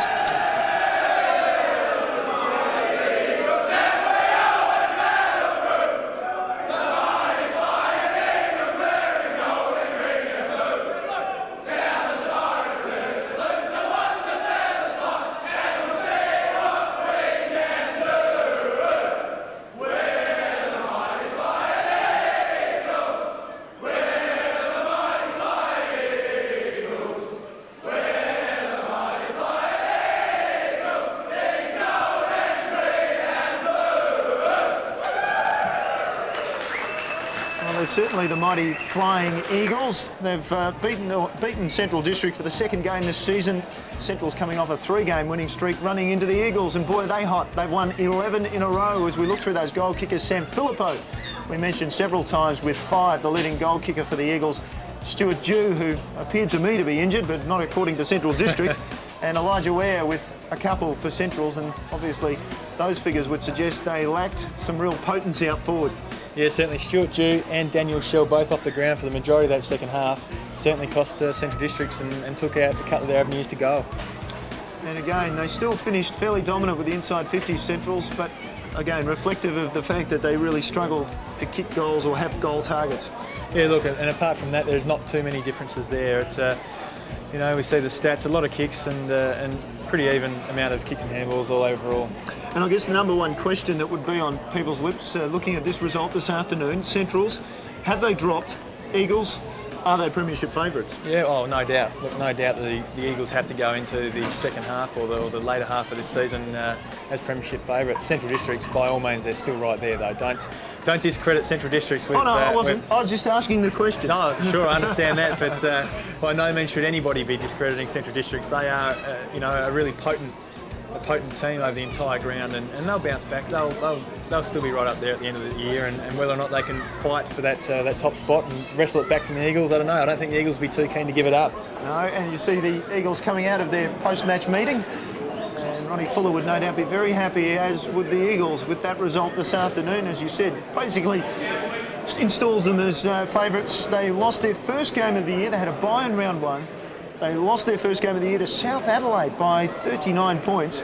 And since then, they've been unbeaten, 11 in a row. Quite a phenomenal performance for a side which I guess everybody looked at the start and said, maybe they're still a forward short of being a really, really quality side. Yeah, exactly. And look, don't write anyone off in that Eagles time. They are all working together beautifully. They've got a team, a really strong, structured team. They haven't had too many injuries. Certainly Passador we saw coming back today, a little bit out of sorts, but he'll be better for the run. And they've got a team that's just consistent over the entire ground. They've got a lot of strengths. Yes, they might not have that real forward target, but again, someone like Sam Filippo stands up today and kicks his 5 goals, and I'll tell you what, if they could get 4 or 5 goals from a guy like Filippo every week, they'd be absolutely wrapped. Yes, he really did stand up too, of course. It was quite an incredible performance. I mean, if we look forward to next week, the sides that are coming through, and Sturt and Port, who we will see next week, they've really got some levels to match them. They do. I mean, there's a big gap at the moment between the top 2 in Centrals and the Eagles, and then, like you said, those 2 or 3 teams below them. So there's a big gap, and it is lengthening or widening, I should say. But we see teams like the Ports and the Souths and the West Adelaides on their day can match it with any of these teams. So there is a chance, and we have a look at Sodas in the rooms here with a happy Eagles bloke. Yeah, g'day, Knightsy. I've got Mackenzie here. Mark Mackenzie's having a terrific year so far. Mate, looked like it was a really tough contest out there, but you boys played really well in the end. Yeah, we just stuck at it. It was one of the hardest games I've ever played in, and a few of the boys talking after the match, and we really stuck at it, and closer as a team at the moment. Now it's just full steam ahead. Personally, you're enjoying a great year coming back to the Eagles, and your form's mirroring that of the team? Oh yeah, I mean, when you win a lot of games as we have at the moment, it gets get a bit easier. We get a bit more of the ball as a team and that, and if I can contribute, yeah, it's great. Just I would try to get more consistency in my game. And you're in the midfield, and a guy who joined you in the midfield in the last quarter, Justin Cicolella, had a pretty special day, didn't he? Well, it's pretty good when you can put Justin Cicolella on the ball in the last quarter. If he can play half back, I mean, he's playing awesome at half back, and when you've got the ability to put him on in the last half or anything like that, it'd be great for a team in the future. Well, mate, congratulations on your form today and the team's form. Thanks, no worries. And looking forward to next week, Sturt against Port Adelaide, the Magpies at the Adelaide Oval. I can tell you in a result from this afternoon, Port Adelaide beating West Adelaide by 109 points. As we look forward to next week, Glenelg playing West Adelaide down at the Bay, so that'll be an interesting contest. Glenelg will be coming off a bye, West Adelaide coming off a flogging. South against North Adelaide down at Noarlunga. Be interesting to see if they have conditions like this. It'll be blowing a gale to one end. That'll be a close game, I reckon. And Norwood against the Eagles is the Eagles' next assignment, and then Central District has the bye, so they'll go into the bye with a loss, which is same as the Central District of the AFL in Brisbane. That's what they did. They went into the bye with a loss. I'll take your word for that, Neil. But yeah, that's right. They'll have a good week off and rest those bodies. Now down to Sodas has got Ronnie Fuller, a very happy coach, I'd imagine. Thanks, Neil. Well, Ronnie, the 2 top teams of the competition, and that match really befitted them. I think both clubs should be proud of what their players performed today. It was a real slog. No one gave a quarter, and it was good local footy, wasn't it? Yeah, it certainly was. Real aggressive note Central Districts always play with, and you guys look like you took that to a new level with your game as well.